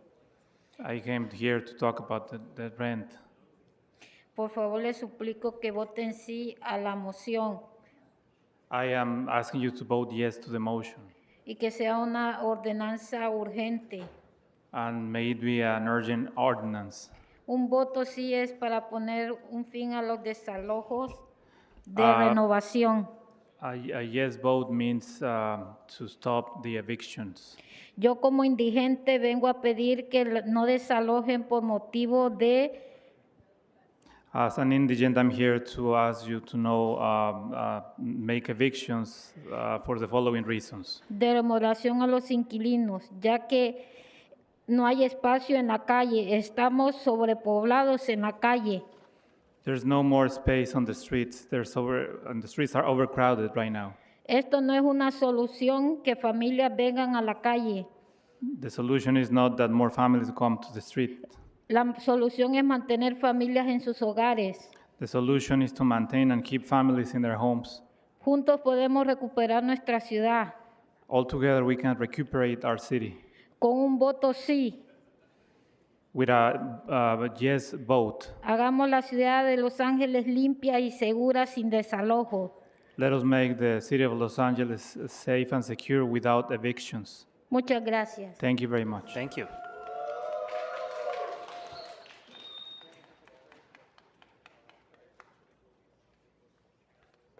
Hello, speaker, if you'd please remind us of what you signed up for. Yes, agenda item 11, please. Please begin.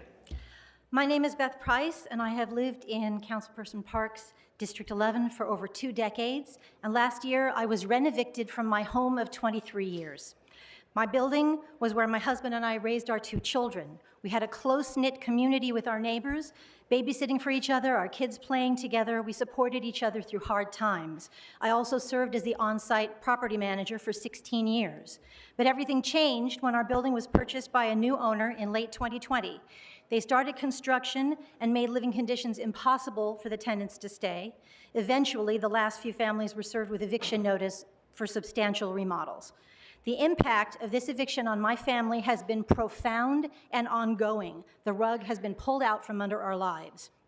I lost my job as a property manager, and my family lost our home, our community, and proximity to all of our support systems, including my son's school, which accommodates his special needs.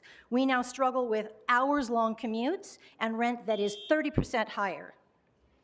It's too late to help my family, but I am urging you to say yes on Agenda 11 with an urgency amendment so no other family has to go through what we are continuing to struggle with. Thank you. Thank you.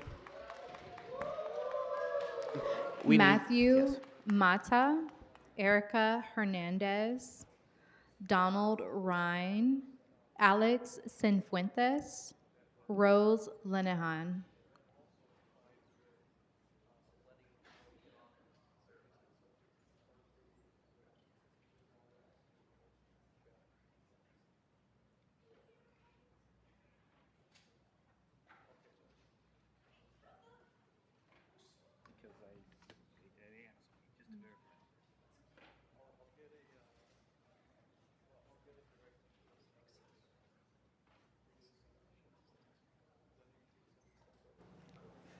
Hello, speaker, would you please remind us what you signed up for?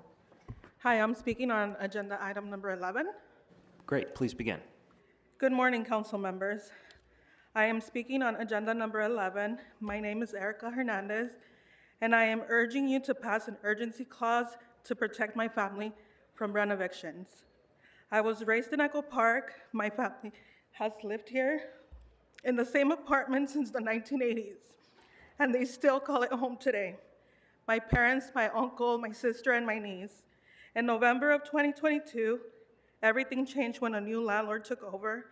He came in with aggressive buyout offers, illegal eviction notices, and a whole set of new rules. The impact of my family has been overwhelming. There's frustration, sadness, and confusion, emotions that take a toll in their health. On top of this stress, my mother has had to battle a diagnosis of non-genetic breast cancer just months into fighting these evictions.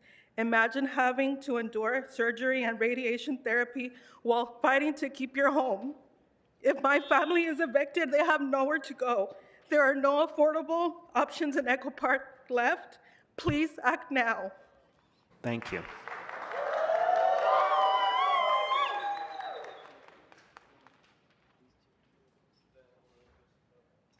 Hello, speaker, if you'd please remind us what you signed up for. My name is Matthew Mata. I'm asking you to please pass an urgency for ordinance item 11. Please go ahead. My name is Matthew Mata, and I'm a sophomore at downtown Magnets High School, just 7 minutes from where I live now in Echo Park. But my family and I are facing eviction because our landlord says they want to remodel the kitchen and bathroom. I've lived in this home my whole life, and it's not just an apartment to me, it's where I grew up. The Mohawk apartment complex is a community spot where all the kids I grew up with come and hang out with me. We do things like play guitar and skateboard. If we get evicted, we'll have to move very far away, and I'll have to leave my high school behind. That scares me, and I do not want to start over at a new school where I won't know anyone. I shouldn't have to leave the place I love just because of a remodel. Please, let my family stay in our home. We built our life here, and this is where we belong. We identified the problem, and let's find a solution. Thank you. Hello, speaker. If you please remind us of what you signed up for. Agenda item 11. Please go ahead.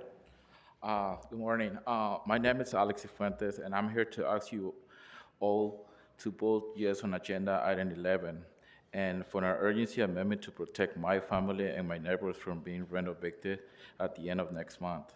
I have lived in an apartment in Echo Park for over 18 years. I live here with my kids. My kids are in a school in the area, and I work as a painter with mostly local clients. This is our community, and we want to stay here, but our landlord is trying to evict us to renovate our apartments. I have family that lived here for years, but they moved out because of the harassment. The landlord now charged $3,500 for the unit when before they were paying $1,100. Landlords are using this to raise our rents, not to make genuine repairs. If I'm evicted, we have to move far away to afford rent. My fate is in your hands. If you close this loophole, we can stay in our homes. Thank you. Thank you.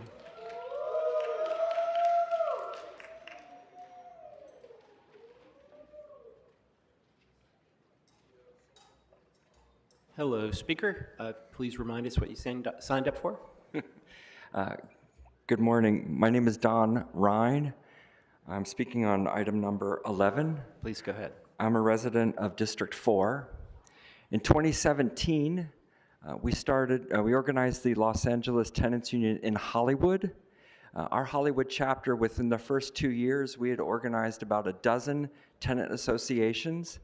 Today, not a single one of those apartment buildings is occupied by the tenants we organized with in those first 2 years. Most of those tenants were removed from their housing through rent evictions and through other forms of Ellis Act evictions. We strongly encourage the City Council to pass this amendment to change this, stop this loophole, because fundamentally it is a war on rent control. Thank you very much. Thank you.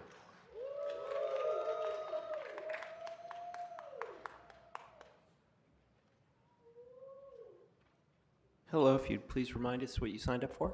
Agenda item 11. Please begin. Hi, I'm Lupita, a member of the Los Angeles Tenants Union who has met with tenants on Mohawk Street every Monday for almost 2 years to fight 3 rounds of rent evictions. I urge you to vote yes on agenda item 11 and to add an urgency clause to end substantial remodel evictions immediately. When illegal cash for keys offers and aggressive harassment couldn't remove the elders and families of Mohawk Street from their homes, the landlord turned to rent evictions, pulling a few simple permits to fabricate a building-wide eviction with the permission of the city. These tenants have fought multiple evictions while being harassed, going to work, raising their kids, going through radiation treatment for cancer, and teaching other tenants across LA how to fight their bad faith rent evictions. They've had no other choice as working people who can't afford market rate rent in the city. Rent evictions allow landlords to circumvent rent control, leaving elderly and disabled tenants in the street in the pursuit of endless profits.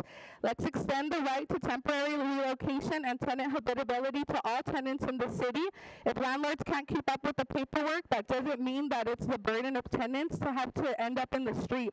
Let's end the cycle of needless legal battles and disabling stress. Please close the rent evictions loophole and add an urgency ordinance now. Thank you. Thank you. And we need some more names. Sam Aguilar, Philip Myers, Oscar Zarate, Miguel, Mateo Vervez.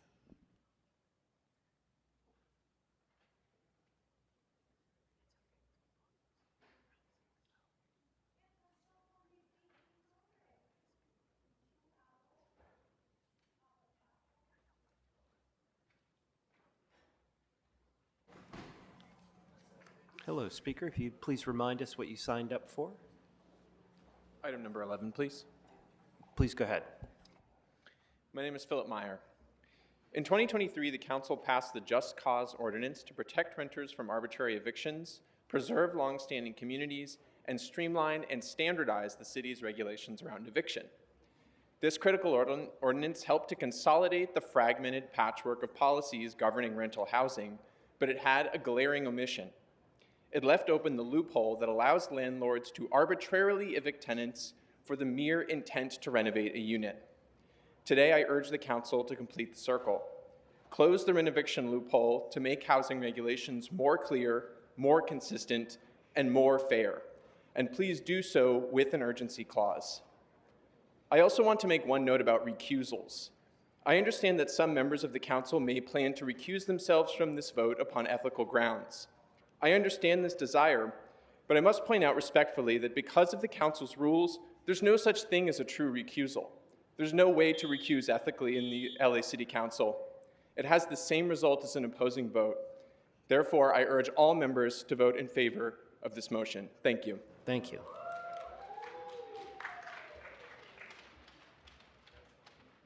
Hello, speaker. Which items did you sign up for? Good morning. My name is Sam Aguilar, and I'm a tenant in Council District 14, speaking on agenda item 11. Please go ahead. We should all already know that there's a housing crisis in LA with more than 35,000 eviction cases filed since January. Hundreds have already been evicted and displaced from their communities because of the renoviction loophole. The tenant habitability plan should be extended to all renters in Los Angeles so that all tenants can benefit from the renovations their homes need and that return to their homes when renovations are done, not be displaced from their communities by landlord greed. I urge you to vote yes on the motion to end renovictions and to add the urgency clause by the end of this meeting because our families deserve to stay in the homes they've been in all their lives.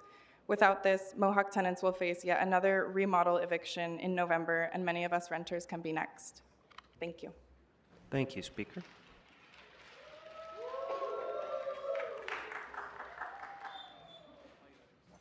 Hello, if you please remind us what you signed up for. Item 11. Please go ahead. Good morning, Council. Good morning, Council. Good morning. Thank you, Nises. My name is Oscar. I'm an organizer in CD9, speaking on agenda item 11. Please support the motion to end renovictions in Los Angeles and do so with urgency. I want to point out that cities like Inglewood, Maywood, and Culver City have already taken action to close the renoviction loophole. If these smaller cities can do it, Los Angeles, home to the largest populations of renters in the state, must act now. LA should be setting the standard for tenant protections, not following behind. Please support this motion to close the loophole and prevent more renters from losing their home. Thank you. Thank you, speaker.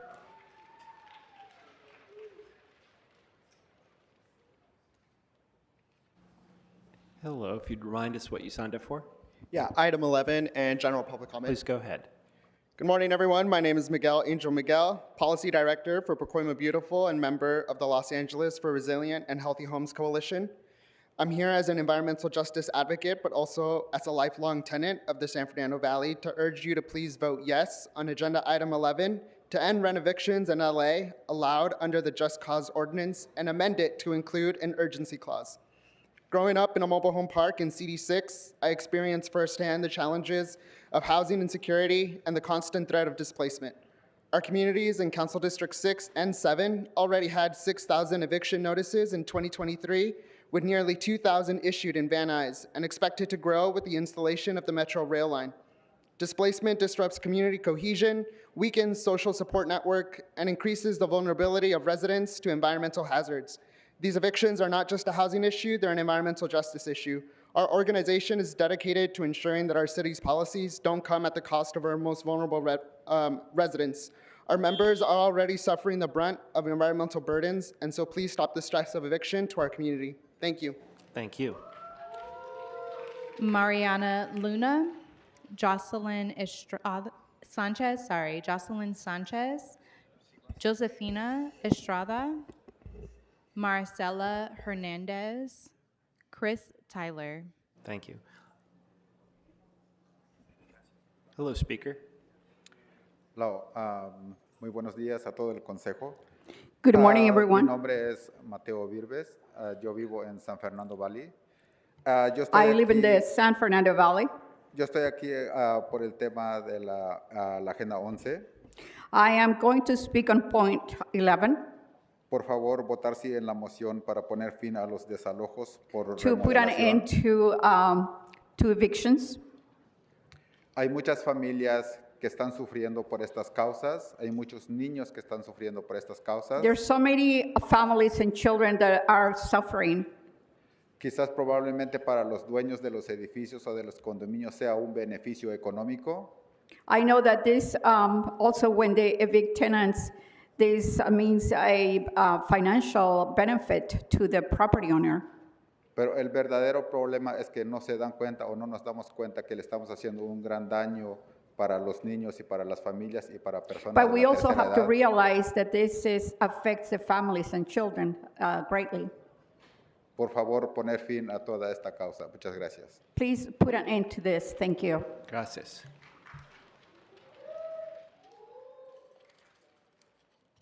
Hello, speaker. If you please remind us what you signed up for. Yes, good morning. I signed up, I'm going to give general public comment first and then agenda item number 11. Okay, you'll have a minute for each. Please begin Okay. with number 11. So to begin, I want to remind the City Council that tomorrow you're going to be asked to confirm your past votes on an update to the tenant anti-harassment ordinance. My name is Stefano Medina. I'm a managing attorney with Movement Legal, and I'm here with tenants to ask for your support on rent evictions today. But tomorrow, I just want everyone to hear loud and clear that the language you're going to be asked to confirm tomorrow is what you've all already voted for, and we reviewed it, and it is in substance the changes that we think are going to make the law effective. To finish though, and on behalf of my organization, I want to thank Council District 4, Councilmember Nithya Raman for her leadership on this campaign. I want to thank Councilmember Hernandez and Councilmember Soto Martinez, but I want to give a special shout out to Councilmembers Blumenfield, Kevin De Leon, and McCosker for really helping us get across the finish line on the tenant anti-harassment ordinance.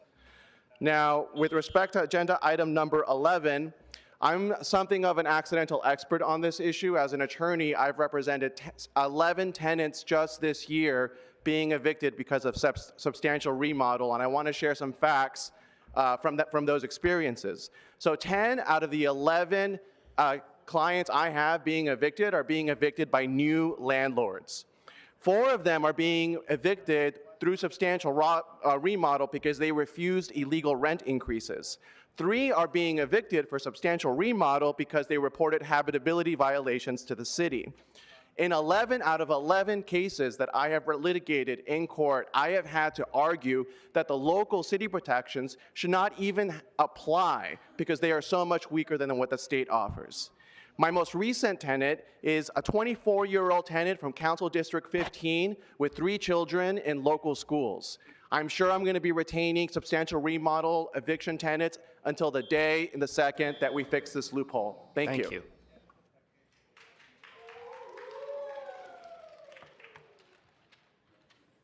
Hello, speaker. If you'd remind us what you signed up for, please. Yes, agenda item 11 and general public comment. Please go ahead.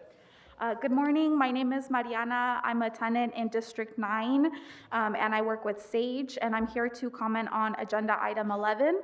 I'm urging you to vote yes on this motion to end rent evictions in LA allowed under the Just Cause ordinance. And apart from that, we need to amend it to include an urgency clause. We have proof, the data from LA Housing Department has confirmed that most rent evictions are carried out by corporate landlords to get around rental protections. We also know that there are landlord attorneys who are actively advocating for landlords to use this loophole to further evict tenants. We see it every day. We see families on the streets every day. I'm sure you guys saw them on your way to work today. You guys see with your eyes how much our families are struggling. So if you are truly for the community, if you are truly for the people that you're supposed to be representing, we are urging you to pass this today to stop rent evictions and to stop evictions in LA. Thank you. Thank you.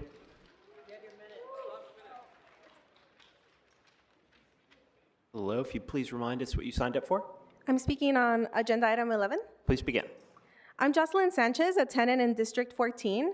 I'm asking you all to vote yes on the motion to end rent evictions in LA allowed under the Just Cause Ordinance and to amend it to include an urgency clause.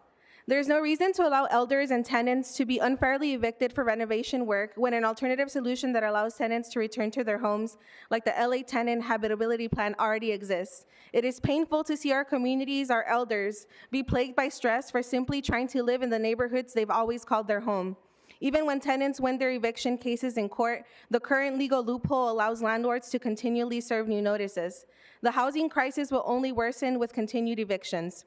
Today, you can all take tangible action to actually protect the everyday Angelino and to do something meaningful in fighting the housing crisis. Thank you. Thank you.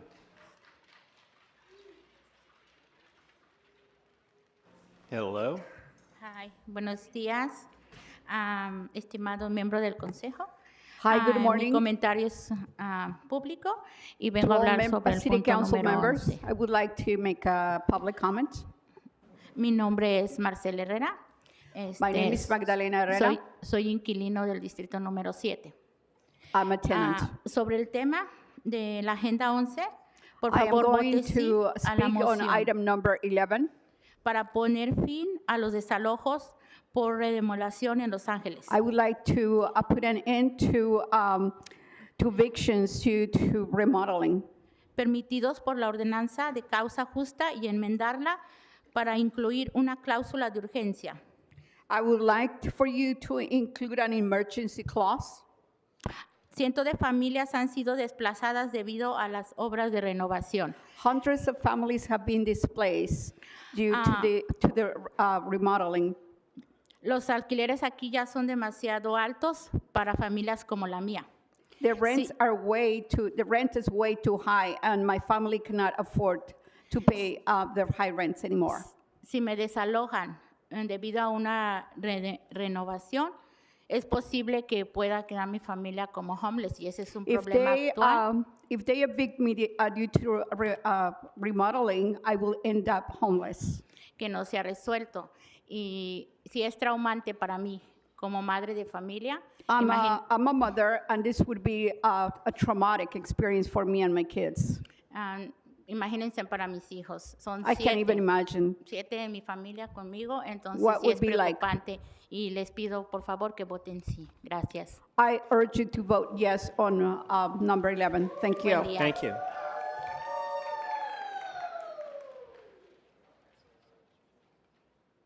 Hello, speaker. Buenos días.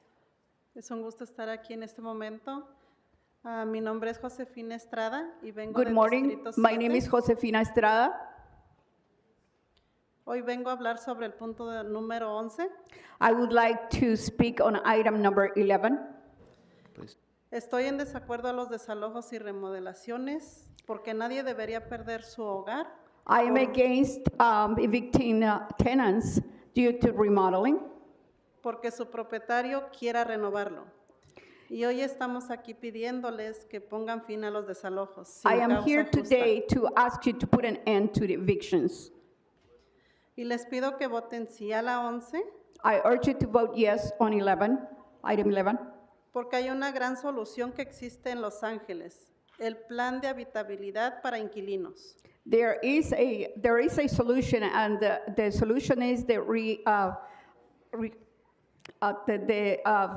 for the housing reability, que permite que los inquilinos con alquiler estabilizado sean reubicados durante las obras de construcción con la posibilidad de regresar a sus hogares cuando In other finalicen. words, what I meant to say is that if they plan to remodel, they can relocate the tenants, and then they would have the right to come back to the same building. Les pido que amplíen este programa para todos los inquilinos de Los Ángeles. I urge you to expand this plan for all Angelinos. Y votemos sí a la número 11. Please vote Gracias. yes on item number 11. Gracias. Hello, speaker. If you please remind us of the items you signed up for. Yes, item 11 in general public comment. Please go ahead. Good morning. My name is Chris Tyler, and like many others here today, I'd like to speak on item 11. I am a tenant in CD13, and I am a proud survivor of multiple bold and sometimes quite innovative forms of landlord harassment. As I stand before you, I wonder how many more times the tenants on Mohawk Street need to be served unlawful detainers before we can plainly and openly name this legally sanctioned harassment for what it actually is. If these bathroom and kitchen remodels are genuinely so urgent, we should use something like the tenant habitability plan to prevent further displacement, no matter the hardship that this additional paperwork may inflict on landlords. Most importantly, let's place an emergency moratorium on renovictions right now. The longer this ordinance wades through council, the more time we give landlords big and small to serve rushed eviction notices to tenants across the city, alleging that they need 4 months to install a dishwasher. This has to stop. Yes on 11, urgency clause now, then let's close the loophole for good. Thank you. Thank you. Alex Jassett, Chad Williams, Audit LA, Stefano Medina, Dorothy Cardenas. Buenos días, mi nombre es Martín Díaz. Good morning, my name is Martin Diaz. Vengo a hablar referente a la enmienda número 11. I would like to speak on item number 11. Yo vengo de Pacoima I am from Pacoima. y tenemos más de 20 años viviendo en los mismos edificios. My family and I have been in the same building for the last 20 years. Y gracias a Dios a nosotros nos ha tocado que el dueño es muy buena gente, muy comprensivo. Our landlord is, thank God, he's a good guy. Y por eso vengo a pedirles que ustedes tienen el poder de parar, porque creo que no todos tienen el mismo corazón, los mismos sentimientos. But I don't think every property owner has a good heart. I got lucky. Porque algunos se aprovechan de que hay una ley y pues abusan de eso para They take advantage, they base their decisions that they make based on the law. poder sacar a los inquilinos y con el pretexto de que van a remodelar y por So eso this law allows them to evict the tenants así que les when they pedimos say that pues, they are going to remodel the units. así que ustedes tienen el poder de parar todo eso y que voten sí a la 11, por favor. You have the power to do something. You have the power to stop this. Please vote yes on item number 11. Gracias. Thank you. Gracias. Hello, can you hear me? Hi. Hi. Would you please tell us which items you signed up for? Yes, sir. I would like to speak on 1, 2, 11, 29, and 32. I know I'll try to make it quick. And public comment. Okay, please go ahead. You have 3 minutes for the item, and after that, a minute for general public comment. Please begin. Thank you, sir. On number 1, I'm going to say no because Mr. Mr. Martinez has not fixed the solution, the problem with these planters that are non-ADA compliant. There's 250 of them. And until we know that he can handle that, no offense, but that the city can handle that, we don't need more CUPs and bar licenses and stuff because they're not going to be monitored and watched. And the same thing for number 2, because in Ms. Rahman's area, we have La Poubelle, another absolute nightmare, including the log in front of it. And until they can get the ones that we already have in line, we shouldn't be adding more. Let's just, get what we have already under control.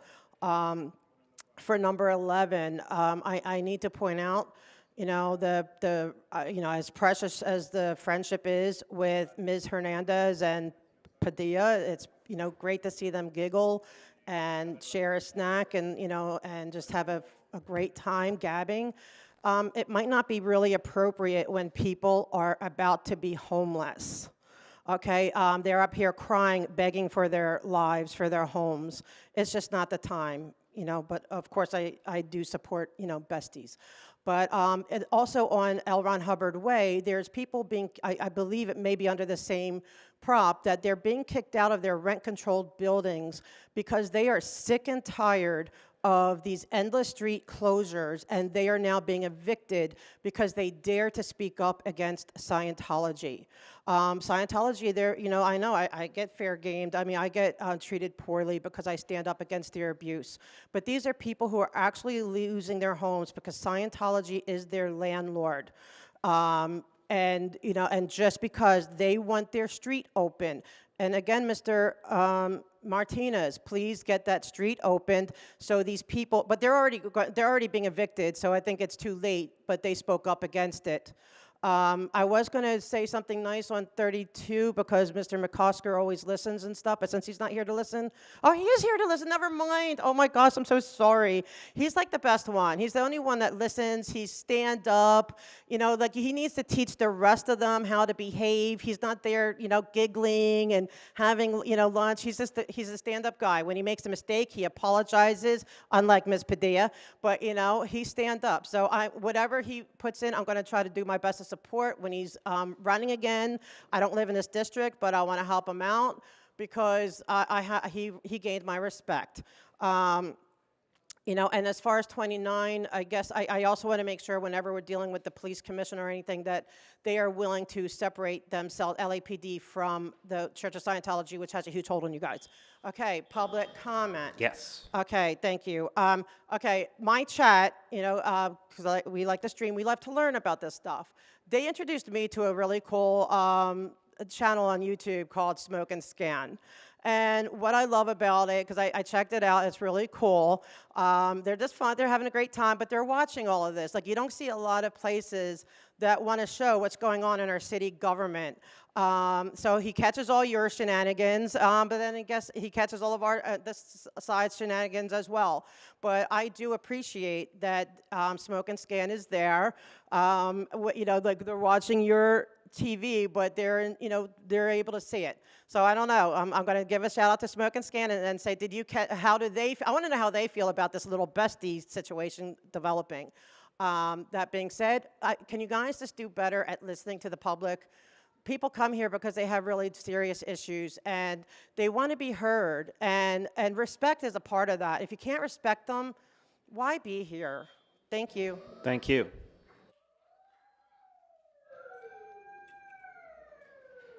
Hello, speaker, if you'd please remind us of the items you signed up for.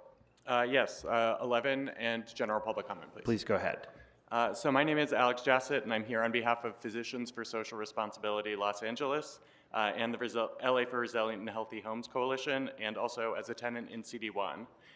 Speaking in support of item 11, including the urgency ordinance. It is crucial that LA's building stock is updated so that we are not evicting long-term, no-fault tenants simply so corporate landlords can squeeze more profit from their units at the expense of low-income Angelenos. We already have a model for dealing with this problem through the Tenant Habitability Program, and we should extend those protections to all tenants in LA. This is especially important as LA continues to upgrade buildings to increase efficiency and reduce emissions, and having a healthy home should not necessitate an eviction. We cannot address the climate crisis by exacerbating the housing crisis. We are strongly in favor of closing the substantial remodel loophole immediately and urge you all to vote yes in order to protect vulnerable tenants now. I also want to thank all of your offices for meeting with our coalition to address this problem, and particularly David Tirone and Councilmember Blumenfield's office for working with us to help navigate this process. Thank you all, and I appreciate your support. Thank you.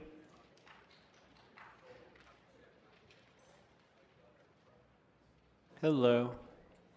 Hola, buenas tardes. Mi nombre es Claudia Ábalos y Hi, vengo a hablar sobre el good punto número morning. 11. My name is Claudia Avalos.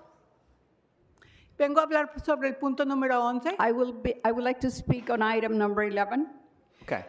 Ustedes están a cargo ustedes están en el cargo gracias a nosotros. You are here because we elected you. Los elegimos para que representen nuestros intereses. We elected you to represent our interests. Somos sus contribuyentes y como votantes determinamos su futuro como funcionarios We pay taxes, electos. we vote, so we determine who is in this 15 positions.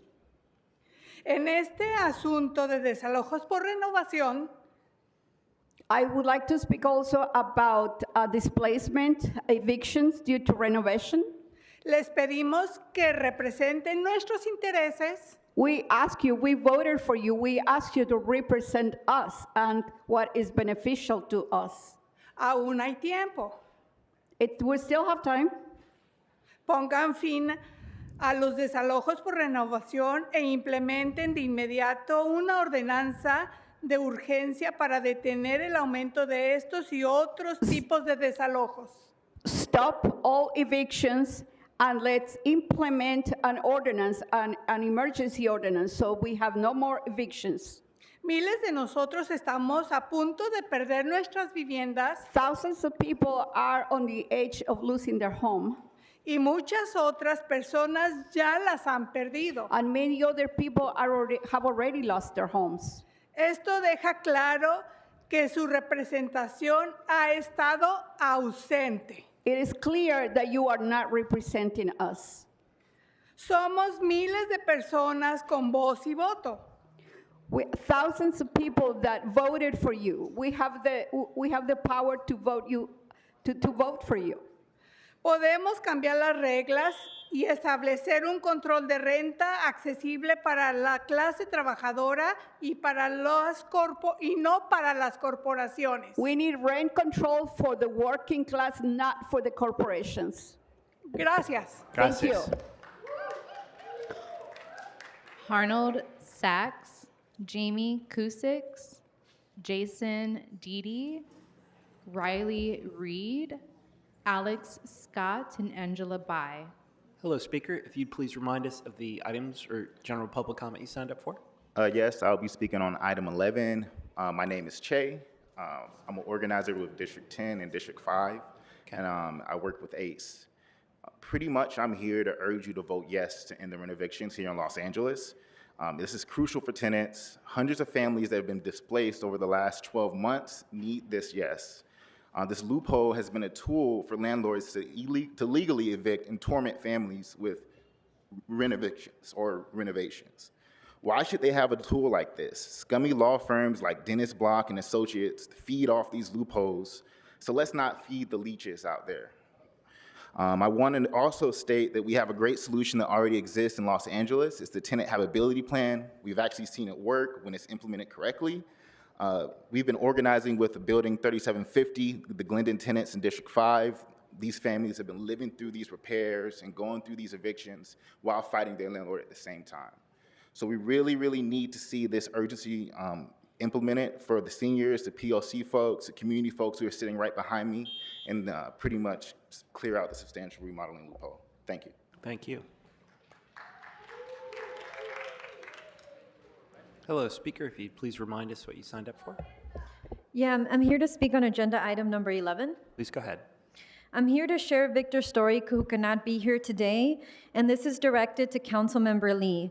My name is Victor Alava, and I live in CD12. My family was one of several families that was rent-evicted from a 42-unit building on Lassen Street, and I'm urging you to close the substantial remodel loophole with an urgency ordinance so no other tenant has to endure what I went through.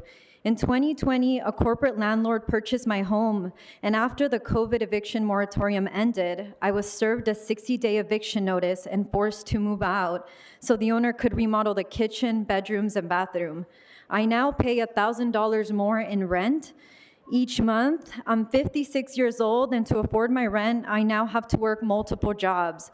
My mental health has suffered, and today all I do is work.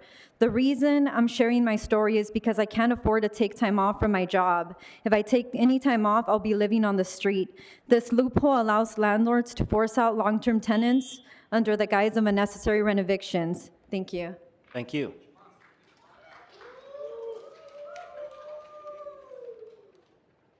Hello, Speaker. If you'd please remind us what you signed up for. Hi, I'd like to speak for item number 11. Please go ahead. My name is Jason, and I'm a member of Chinatown Community for Equitable Development, and I'm here today to speak in solidarity with the Mohawk tenants, as well as all those affected by a substantial renovations clause that allows landlords to just evict people like that. It's terrible that there's such a loophole that allows people to be evicted in such a way there should be an urgency ordinance added as well. Please stop allowing landlords to uproot community members from their communities, their families, these children's, elders, working families. Don't allow landlords to just evict them like that. I yield the rest of my time. Thank you.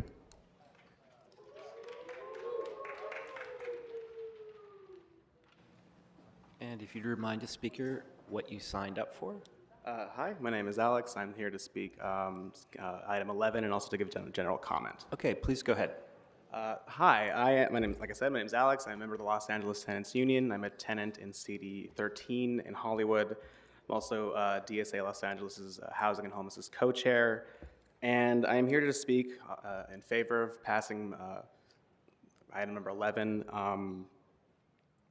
This loophole is being used. It is being actively advanced by landlords and their attorneys as essentially a way to get around the Just Cause Ordinance as a pretext for harassment and eviction.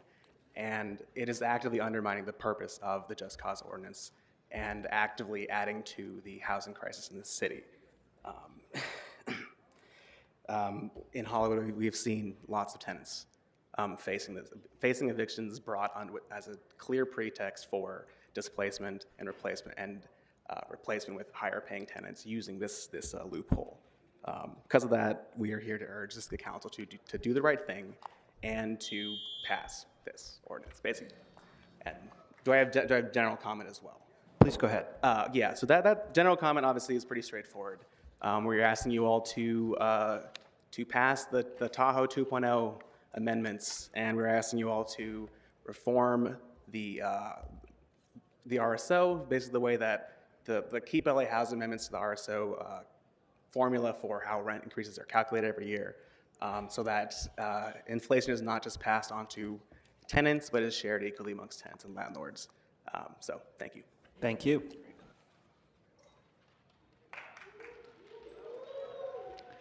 John Peets, Sarah Watlington, Chelsea Kirk, Adam Robles, Claudia Avelos. Hi, speaker. If you'd please remind us what you signed up for. I'm speaking on item number 11 and general public comment. Please go ahead. I'm Angela Bai. I represent the Los Angeles Alliance for a New Economy and the Los Angeles for Resilient and Healthy Homes Coalition. Please vote yes on the motion to end rent evictions in LA allowed under the Just Cause Ordinance and amend it to include an urgency clause. Buildings are the largest source of emissions in Los Angeles. As an energy efficiency and decarbonization advocate, as well as a climate justice advocate, I'm pushing for fully electrified homes powered by clean energy with fair wages and strong labor standards for the workers making this transition. Not only will this contribute to decreasing CO2 emissions and help the city of Los Angeles get to our goal of 100% clean energy by 2035, it will also improve indoor and outdoor air quality, which means real health impacts for people, especially those in communities historically burdened by air pollution. This work is important and essential for Los Angeles, but I do not want to see it result in tenant displacement due to the rent eviction clause. In my work, I've heard so many stories of tenants needing repairs in their home, but explicitly rejecting help to do the necessary renovations because they do not want their rents to increase or they're too afraid of being evicted. It's incredibly heartbreaking that because of the systematic commodification of housing around which an entire legal structure is shaped, people have to choose to live in substandard conditions or choose to face eviction. We cannot be pitting healthy homes against having a home at all. All Angelenos deserve to live in healthy homes without fear of eviction and displacement. I thank Councilmember Blumenfield for your leadership on this issue so far, and I urge City Council to join with the many other cities in Los Angeles County that have closed the rent evictions loophole by amending the Just Cause Ordinance to stop evictions for substantial remodels, as well as support the urgency ordinance to stop landlords currently trying again and again to displace tenants in bad faith. Thank you. Thank you.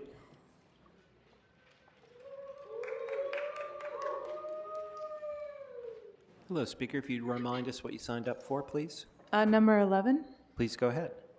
Hello, my name is Sarah Watlington, and I'm a tenant in District Number 13, speaking on agenda item 11. It is critical and overdue that you pass this item with the urgency clause to protect vulnerable tenants like the Mohawk Association immediately. I want to emphasize that this trend of renovictions is driven by opportunistic landlords, and there should be no exemption made for any landlord. Small landlords have successfully utilized the tenant habitability program. We have effective systems in place that protect tenants while allowing for necessary renovations. Please support the motion to end renovictions to ensure that all renters are protected regardless of their landlord size. The urgency clause is critical in passing this swiftly and protecting my neighbors. Thank you for your consideration. Thank you. Next speaker.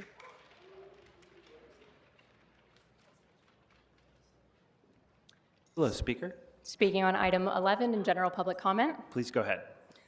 Good morning, members of the LA City Council. My name is Chelsea Kirk. I'm a renter in District 13. I'm also a policy director at SAGE. This just cause provision for substantial remodel is not just at all. It has caused hundreds of families to be evicted for no fault of their own, including many who are here today and many more who are not because they no longer live in LA. Last month, notorious Dennis Block advised landlords on how to sidestep rent control using this provision in a webinar titled Renovate to Beat Rent Control. He says, what if your tenant is doing nothing wrong and you have this beautiful apartment and the rent is $700 and you can't just ask them to move under rent control? You have to have a reason. That reason, Dennis Block says, is if you want to renovate the unit. These unjust evictions must end now. We need an urgency clause. Thank you, Council Members Blumenfield and Yaroslavsky, for your leadership on this issue. Thank you to all those who seconded this motion. I hope every other council member here today will follow your lead and close this loophole. Thank you. Thank you. Hello, speaker. If you'd remind us what you signed up for, please. Good afternoon. My name is Adam Robles, and I'm speaking on general public comment. Please go ahead. You have a minute. I'm here in honor of Pregnancy and Infant Loss Remembrance Month. On May 2nd, 2024, my sister Selena Robles, a loyal public servant and captain of the Los Angeles Police Department, lost her son and my nephew, Noah Antonio Robles, during labor from complications from preeclampsia. An estimated 300,000 women and babies get very sick each year in the United States from preeclampsia, a life-threatening hypertensive disorder that occurs only during pregnancy and the postpartum period. I'm here to give a voice to my nephew Noah, who experienced a tragic and preventable death, and to all families who have experienced similar tragedies. I'm asking that the City of Los Angeles take the lead on improving maternal and infant health, and that it work with the healthcare system and organizations like the Preeclampsia Foundation to improve pregnancy outcomes. We love you, Noah. Thank you for your time. Thank you, and sorry.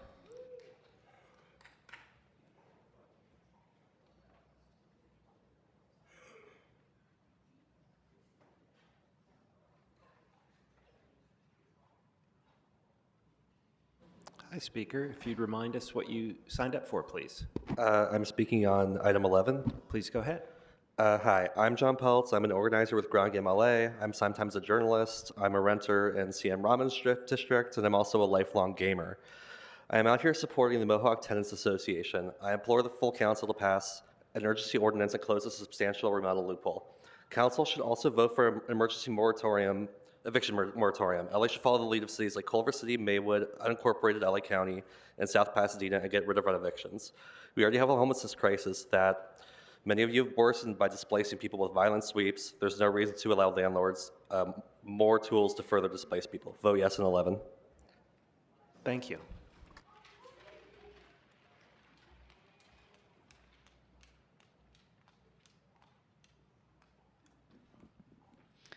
Selena Robles, Gianna Nguyen, Laura Garcia, Laura Matter, Carlos Gonzalez, Shabina E.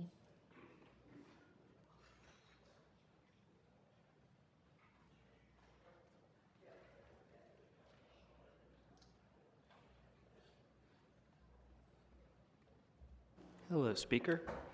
Good afternoon. My name is Selena Robles. I'm here to speak on general public comment. Please. Good afternoon. I'm a captain with the LAPD assigned to Pacific Division. I oversee patrol operations. I've been a captain, I have over 18 years of experience. On May 2nd, 2024, I had received unfortunate news that I lost my baby during my pregnancy while at the hospital, which was a very preventable death. I was diagnosed with preeclampsia with severe features. I received the most heartbreaking news that my baby boy lost his heartbeat. I further experienced complications in the ICU. According to the CDC, there's over 21,000 babies that die annually as a result of stillbirth. This is a silent crisis, and I ask City Council and City of Los Angeles, like my brother mentioned, to take lead on advancing and doing a comprehensive progress with maternal health. I will always credit my little boy for giving me the best title ever. That was Mommy. Thank you for having the heart of a champion, my little boy. I'll be here to always be your voice. Thank you for your time. Thank you.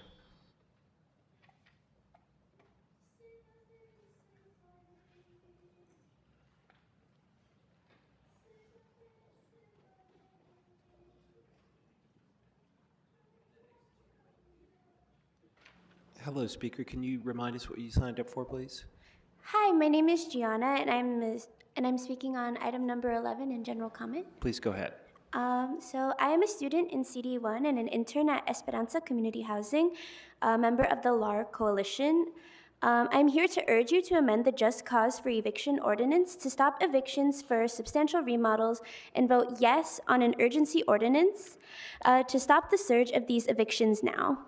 Hundreds of households are currently facing eviction due to the substantial remodel provision in our Just Cause ordinance. These renovictions are worsening our housing crisis, displacing vulnerable Angelenos, and pushing more into homelessness.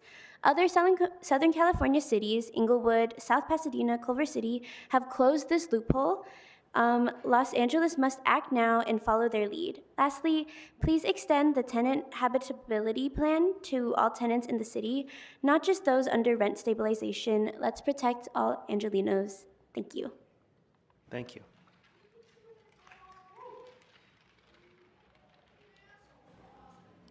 Hello, speaker. If you please remind us what you signed up for. Hi, agenda item 11. Please go ahead. My name is Laura. I'm with Communities for a Better Environment in Council District 15. We urge you to vote yes on the motion to end renovictions in LA, allowed under the Just Cause ordinance, and amend it to include an urgency clause. To address the climate crisis, LA is going to mandate electrification and energy efficiency upgrades to residential buildings. However, these upgrades will cause evictions if you do not act now to close a substantial remodel loophole. We cannot address the climate crisis by worsening the housing crisis. Evictions displace communities and families, force long commutes, sprawl, and other climate impacts. Removing the substantial remodel as a cause for eviction is lawful under state law. The Tenant Protection Act of 2019 explicitly allows local governments to pass eviction protections that are more protective of tenants than state law. Rental units where rent increases are regulated by the Tenant Protection Act will continue to have the same legal limits apply since tenancies will no longer be terminated due to renovations. This is urgent. Seniors and families in our community will be served their third substantial remodel eviction at the end of November if this doesn't pass with an urgency clause. And thank you, Blumenfield, for working with us. Thank you. Thank you.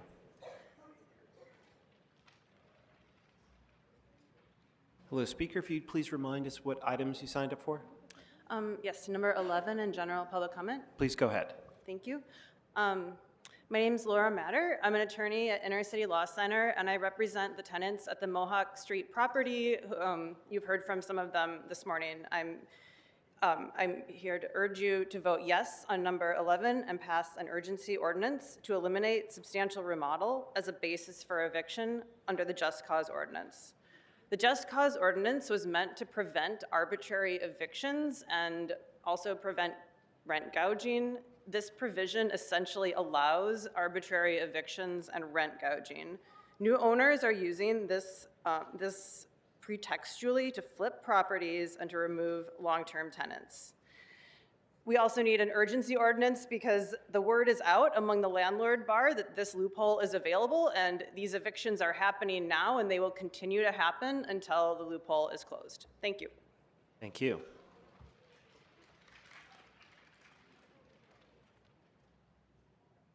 And if you'd remind us what you signed up for, please, Speaker. Agenda item number 11 and general public comment. Please go ahead. Hello, my name is Carlos Gonzalez. I'm a community organizer and a tenant advocate at SAGE. I am also a tenant at Council District number 9, and I will be speaking on item number 11. Please vote yes on the motion to end rent evictions in LA allowed under the Just Cause Ordinance and amend it to include an urgency clause. Hundreds of families have been displaced due to renovation work. These evictions are making our housing crisis worse. We need an urgency ordinance to protect vulnerable Angelenos from displacement and homelessness. Landlords are falsely claiming that the tenant habitability program is so burdensome and it discourages repair work. On the contrary, it creates a streamlined and regulated process for making repairs, which landlords are legally responsible for making. Please extend the tenant habitability program to all renters in LA. This is really urgent. There are seniors and families in our community who will be served their third substantial remodel eviction at the end of November if this doesn't pass with an urgency clause. No one should lose their home because their landlord wants to renovate. Thank you. Thank you. Martin Grimaldo, Luke McDonald, Lupita Corrales, Laurez Mata, Casey V. Hi, if you'd please remind us what you signed up for. Agenda 11. Please begin. Good morning, City Council. My name is Shabina, and I'm a resident of City District 14. I would like to speak on behalf of Agenda Item 11. I'm here with all my comrades in red and so many more that couldn't make it here today to urge you to vote yes on Item 11 and to end the rent evictions loophole today. At a time like this, the city should be doing everything possible to address houselessness. It would be embarrassing to allow the rent eviction loophole to privilege landlords and leave families vulnerable to displacement.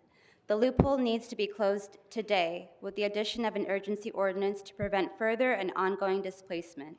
Many of the families here today have kids in school and grandparents who live with chronic illness and don't have time to wait.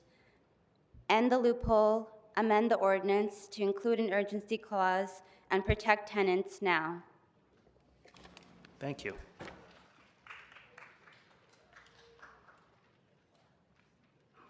Hello, if you'd please remind us what you signed up for. Hi, item 11 and Please. general comment. Okay, please begin. So, my name is Luke McDonald, and I am hoping that you guys will all vote yes on the motion to end rent evictions in LA. It's kind of ridiculous that there's this loophole open. There's a really big incentive for landlords to kick out tenants who've been living there a long time, and it makes the city a worse place to have this kind of eviction crisis happening. So I would also hope that you all amend the ordinance to include an urgency clause so that it takes effect immediately. And also, I just want to point out the tenant habitability plan exists. It's a program that is already ensuring that the repairs and renovations can be made, but without evicting tenants. Thank you. Thank you.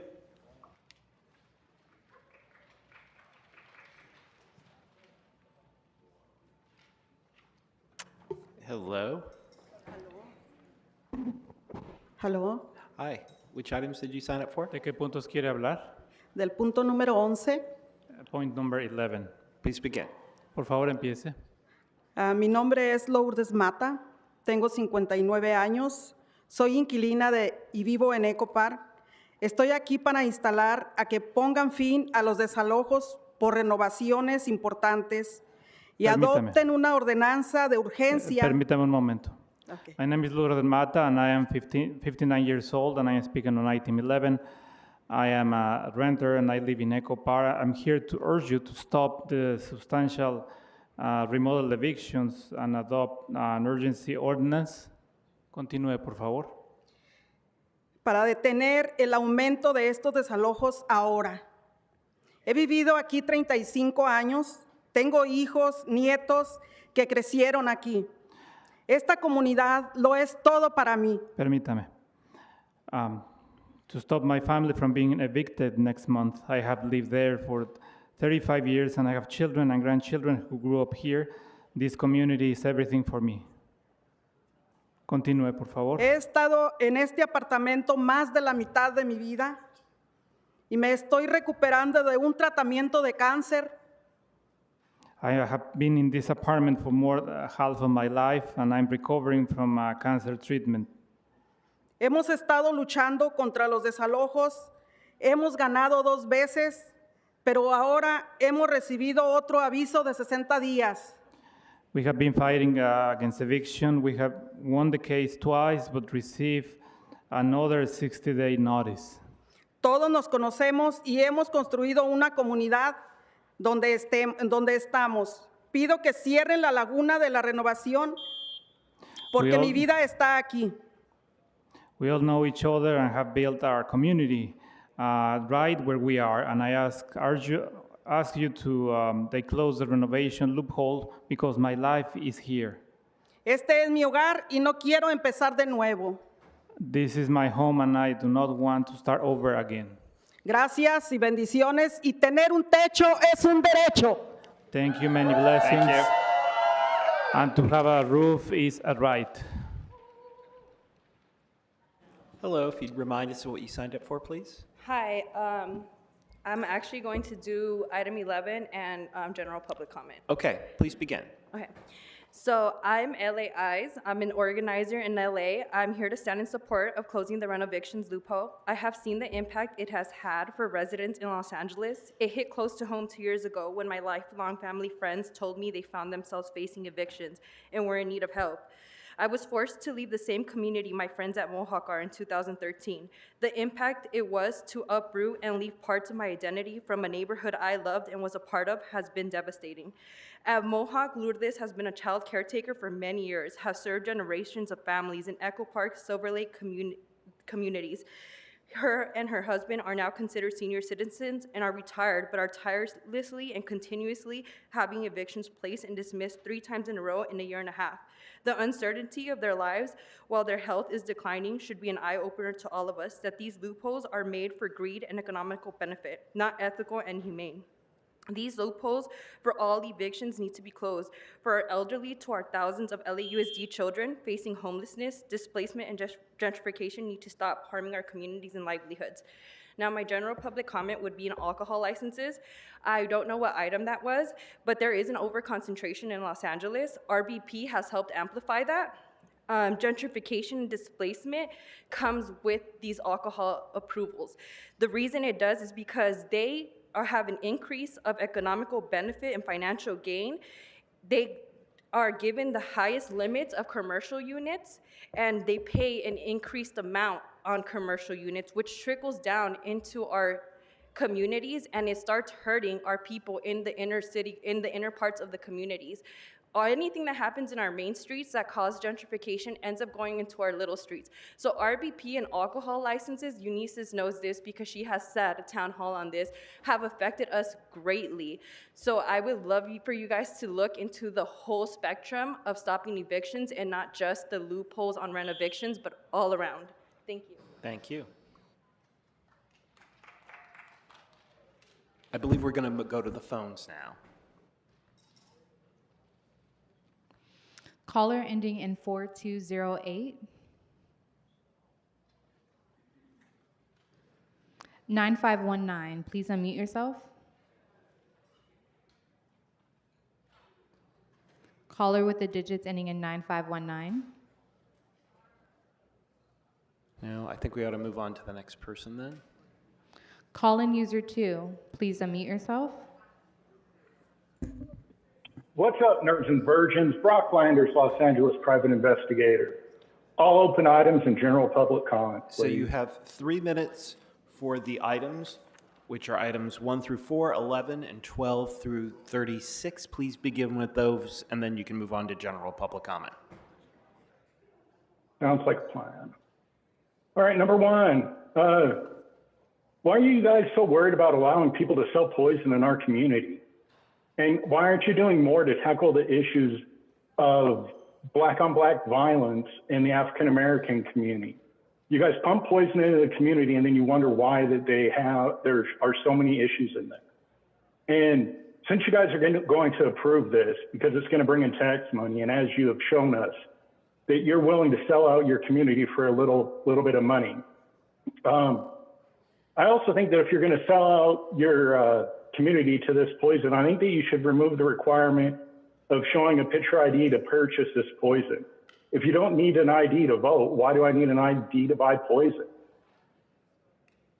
You know, and if the same was coming down to City Hall, why do I need to show a Vax card to get into City Hall, but I don't need to show a ID to vote? Let's see, 11. Maybe with all the heroes you guys talked about in council last week, why are there still so many homeless issues in LA? With all the great that you guys talked about that you're doing, why is there still so many problems? You guys should have the exact, utopia that we want with an all Democratic city council. And say what you want about KDL being racist, at least he had the balls to talk about the homeless industrial complex and how all these people are making money off the homeless. And I would also like to see the city council members that are landlords.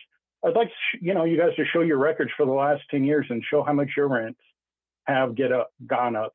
And to the comrades in the crowd, I would like you guys to let me know where the landlords are supposed to get all this free stuff to renovate the apartments with. Let's see, 12. Why haven't we come up with a way to get people to stop stealing the copper? How many times have I told you guys you need to call Jay Santos? He can help you set up a citizens auxiliary patrol. Maybe you guys are encouraging the copper theft. You figure with less lights in LA, there'll be less chance of people shedding lights on your supporters like Diddy, Leo, and your other supporters that prey on kids. 29. Why no binary members? Also, why haven't any of you talked about Michelle Obama's hate speech this weekend about women having ovaries and needing pap smears? That's hate speech. We all know that not all women have ovaries. And with Monica dressing like a Hitler youth recruiter this weekend, which I'm item are not you on, surprised, Speaker? motherfuckers. General public comment. Okay. If you guys, let's see, shout out to Smoke and Scan. And, last week when I saw you guys all wearing your Dodgers uniforms, I felt a lot like Adam Sandler in The Wedding Singer when he told his girlfriend, to take off his Van Halen shirt so the band doesn't break up. So if you guys don't jinx us, your karma is shitty enough. You've done enough to screw our city over. Don't steal a championship from us. And again, shout out to Damon. Love you. And Jason, keep up your patronage on Figueroa. Thank you. Call in user 5. Please unmute yourself.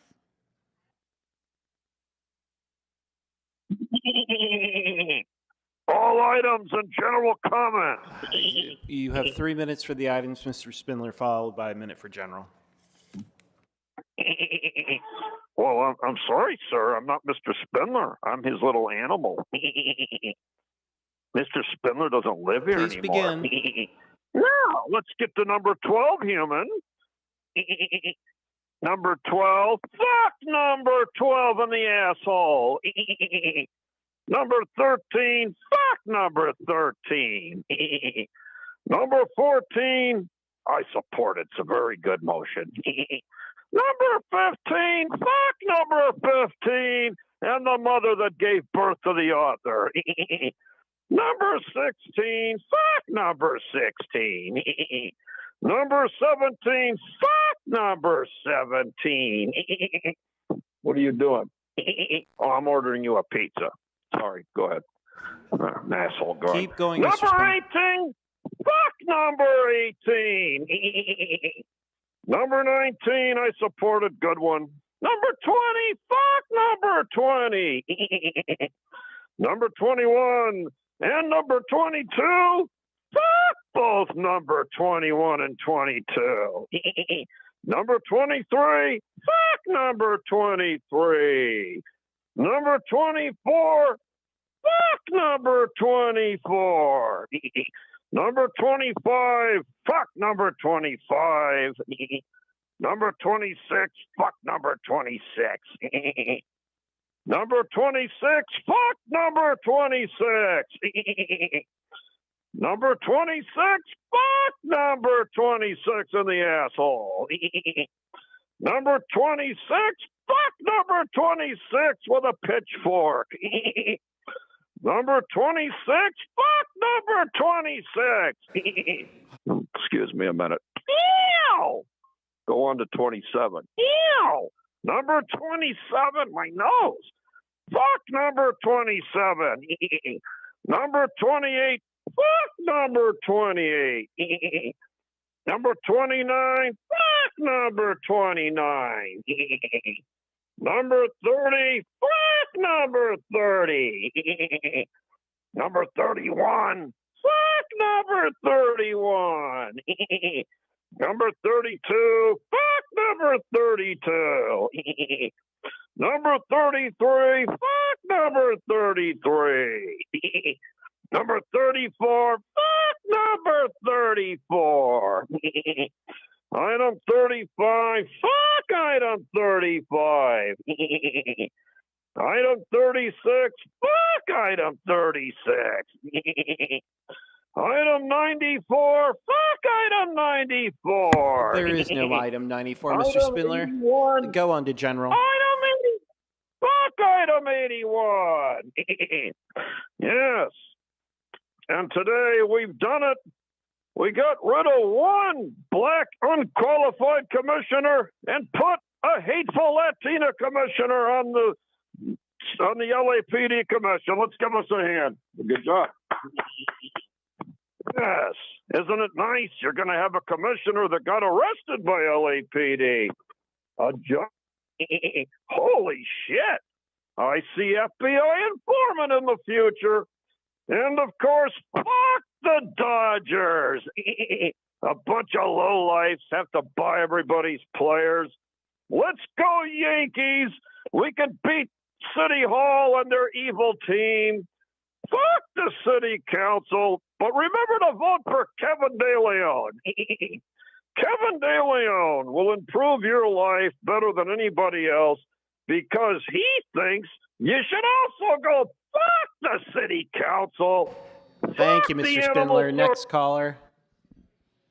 Caller with the digits ending in 3713. Hi, this is Ruth. Can you hear me? We sure can. What would you like to speak on? 11:30 in general, please. Okay, you have a minute for 11, then a minute for 30, and then a minute for general. Please begin. Okay, fabulous. Thank you. For number 11, yeah, please close the loophole for the evictions. You hear these people in front of you, they've had to do this multiple times. Like, the amount of energy that they have to put into just staying in this community is ridiculous. Like, they just, please help them. For accepting philanthropy, for consulting about homelessness, from the Conrad Hilton Foundation and whatnot. We, like here in LA, there's a lot of issues happening with the LA Alliance and stuff with this Alvarez and Marsal audit. I think it's interesting that these philanthropists are offering to give money to like do another one, basically another audit or something. But like all of these audits tend to be, sometimes they are exploited like to make recommendations that like, you know, they wanted to make anyway. And I'm just really skeptical about the political motivations of these donors as well as of the Alliance auditors. They've lobbied against Measure A, which seems in bad faith, seeing that they have the city under a settlement that requires them to maintain a certain number of beds, and Measure A would allow the city and county to maintain those beds. So why are they lobbying against it? For my general public comment, there's a genocide happening right now in Palestine, and the United States has deployed troops, like at least 100 soldiers. Those soldiers are going to come home eventually, hopefully, and be homeless on the streets and on Skid Row and at the VA. You know, we should not be sending soldiers. We should not be sending money or weapons. We need that money here in Los Angeles to take care of our problems, and yet we've used it to fund 70% of the IDF military. Like, over the last year, we paid $25 billion.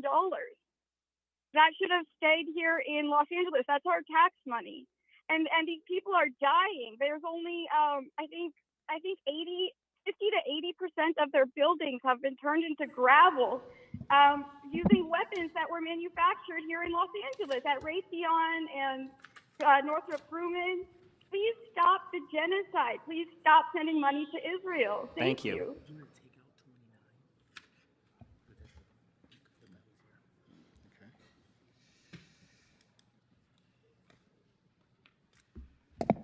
All right, I believe that concludes our call-in public testimony. We, for the record, took in excess of an hour and a half of public comment for today's meeting. Mr. Clerk, what's next on our agenda? Mr. President, the council may now vote on items 1, 3, 4, 12 through 33, 35, and 36. Can we do this, Mr. Clerk? Can we open the roll on item number 29 as Yes, a sir. standalone? All right. Item number 29. Open the roll, close the roll, tabulate the vote. 13 ayes. Congratulations, Commissioner. All right. Can you run through those additional items, Mr. Clerk? Yes, Mr. President. The council may now vote on items 1, 3, 4, 12 through 28, 30 through 33, 35, and 36. All right, those items are now before us. Let's open the roll, close the roll, tabulate the votes. 13 ayes. All right, what's next? The council may now vote on item 2, which is motion 2A, Raman Yaroslavsky, to grant the public convenience or necessity application. All right, that item is open as amended. Let's open the roll, close the roll, tabulate the vote. 13 ayes. All right, what's next? The council may now vote on item 34, which is an item to adopt as amended by motion 34A, Hernandez McOsker. All right, let's open the roll, close the roll, tabulate the vote. 12 ayes. All right, what's next? The council may now consider item 11, which was called special by Councilmember Price for recusal. All right, we got a couple recusals on this item. Let Mr. Price make his way. And it seems like we've got a number of amendments on these items, so let's begin to dispense with those. Yes, Mr. President. There is motion 11B on the floor, which is Yaroslavsky, Blumenfield, Raman. All right, do we need to vote on these, or are these accepted as friendly?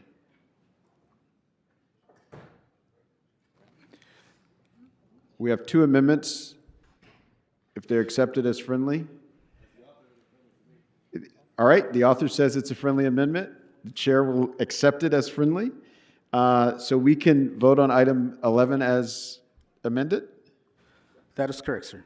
All right, let's open the roll, close the roll, tabulate the vote. 11 ayes. And for the record, this was also amended by motion 11A, Lee Blumenfield. All right, and there's a request to move item 29 forthwith without objection. What's next? Council has motions for posting and referral. They are posted and referred. The desk is clear, sir. All right, announcements, members. Councilmember Rodriguez. Thank you. Well, colleagues, we know what tonight is. It's a big night for Dodger fans and probably a big night for Yankee fans that are still holding out hope. But very proud, and I want to thank the Department of Recreation and Parks for quickly organizing 4 locations. I believe CD8 also has a location tonight, beginning at 4 o'clock this afternoon. So to note to my colleagues in Public Safety Committee, but tonight at 4 o'clock in the afternoon, we will begin a group screening, in partnership with the Department of Recreation and Parks of live streaming the game and a viewing party tonight at Richie Valens Rec Center. So want to invite everybody to come on out. We are going to have a number of activities, hot dogs, as supplies are limited, so come early, but hot dogs, snacks, and fun for the kids. So come on out tonight to Richie Valens Park, where we will be watching, where we will be cheering on the Dodgers for a sweep tonight. So thank you. Thank you for that. On the Rec and Parks website, I think there are 4 or 5ve parks that 4 are locations. So I know in your district it's Algin, Sutton, in my Algin, district. Sutton, and I forgot. Which one? El Sereno, 10 locations? District 10 is 10. Michelle Obama Park. Yeah. Right, Michelle Obama, or Obama Sports Complex, Yep. and then El Sereno in CD 14. So it should be a good time for all families. So go on out to the local parks. Thanks. Excellent. Thank you so much, Councilmember Yaroslavsky. Thank you, Council President. Colleagues, this month we recognize Pregnancy and Infant Loss Remembrance Month, a time to support the grieving parents who have borne this profound loss. This month holds a especially deep meaning as we reflect on the life of Noah Antonio Robles, the beloved son of Captain Jessica Selena Robles and her wife Jessica Yovel, who passed away on May 2nd, 2024, on the day he was born. Captain Robles was diagnosed with late-onset preeclampsia, a dangerous and sometimes fatal condition that led to her son Noah's passing. This is a story that reflects the experience of far too many parents who, in a moment meant to celebrate new life, instead find themselves plunged into grief. The pain of losing a child during childbirth is profound. It changes everything. It takes away the future they had envisioned, the milestones, the laughter, all the love they were ready to give. In honor of Noah, Captain Robles has made it her mission to raise awareness about preeclampsia and maternal health, advocating for changes so that other families might be spared this heartache. Her commitment is a reminder that we must do more together to address the needs of mothers, fathers, and children who face these very real, often preventable dangers. And I'll note that the impacts to women of color are significantly higher than to others. Today, I've introduced a motion calling for a report on the feasibility and implications of expanding paid leave after late term and term stillbirths for City of LA employees. Right now, people get 5 days off, but we're looking at exploring whether or not people can have the full 6 weeks. This would ensure that parents have the necessary time to heal both physically and emotionally. Stillbirths affect 1 in 160 births, impacting 24,000 families in the U.S. each year. These losses not only bring deep sorrow, but can take a significant physical toll on parents as well. By expanding paid leave for those affected by stillbirth, we can provide the time needed for recovery and help reduce the stigma that too often surrounds pregnancy loss.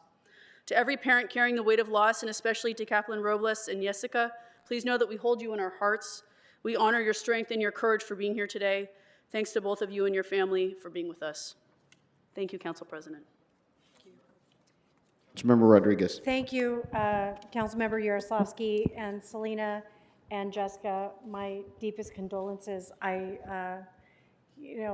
spent some time with you when you were coming back, and still, you're never going to really heal from that kind of loss and that kind of trauma. And I want to thank you, Mr. Yaroslavsky. One of the areas that I know my staff and I are currently working on, and we've been talking to a number of women that are on the department that have had to experience just the incredible disparities, even for a healthy pregnancy, and the challenges that exist on the job. And so I thank you for your motion. I want to continue to assure our commitment here as a council to correct for, if we're going to create an environment that is hospitable to women being in non-traditional employment roles, we have to really reflect on the incredible needs, comprehensive needs, for everyone to remain healthy in service in those roles. And so I want to thank you for the courage and strength to share Noah's story. And I know it's something that will continue to resonate in the hearts of not just the policymakers who have the ability to help do something about it, but for anybody who's similarly in the struggle. And so his memory is a blessing for the fact that he is going to be among the changes that will come as a result of his very limited life lived. But God bless you for the strength and your continued courage to share your story and your experience. And, you know, we love you and we're here for you. Thank you so much, council members. Any adjourning motions to my left? Adjourning motions to my right? Councilmember Rodriguez. Thank you. Colleagues, it is my honor to adjourn today's session in honor of José Luis Martínez. José Luis was born in 1935 in Madrid, Spain. During his younger years, his family suffered greatly during the Spanish Civil War. José Luis overcame great odds to become an ordained Protestant minister in 1966. In 1980, he came to the United States as an ordained minister and served his communities and led several Latino churches throughout his life. He was a prolific author of Christian books and believed deeply in volunteerism and hard work. During his ministry, he helped many people who were sick and the elderly. After retiring, he volunteered for several community organizations well into his 80s until his health no longer allowed. He passed away peacefully in his sleep on September 27, 2024, in Beverly Hills, surrounded by his children. He is survived by his children Sylvia, Martha, Eli, and David, his grandchildren and great-grandchildren, his daughter-in-laws Sam Martinez and Victoria Burdas, and his son-in-law William Cisna. May he rest in peace. Thank you so much. Seeing no other adjourning motions, we are adjourned today. Thank you so much, everybody.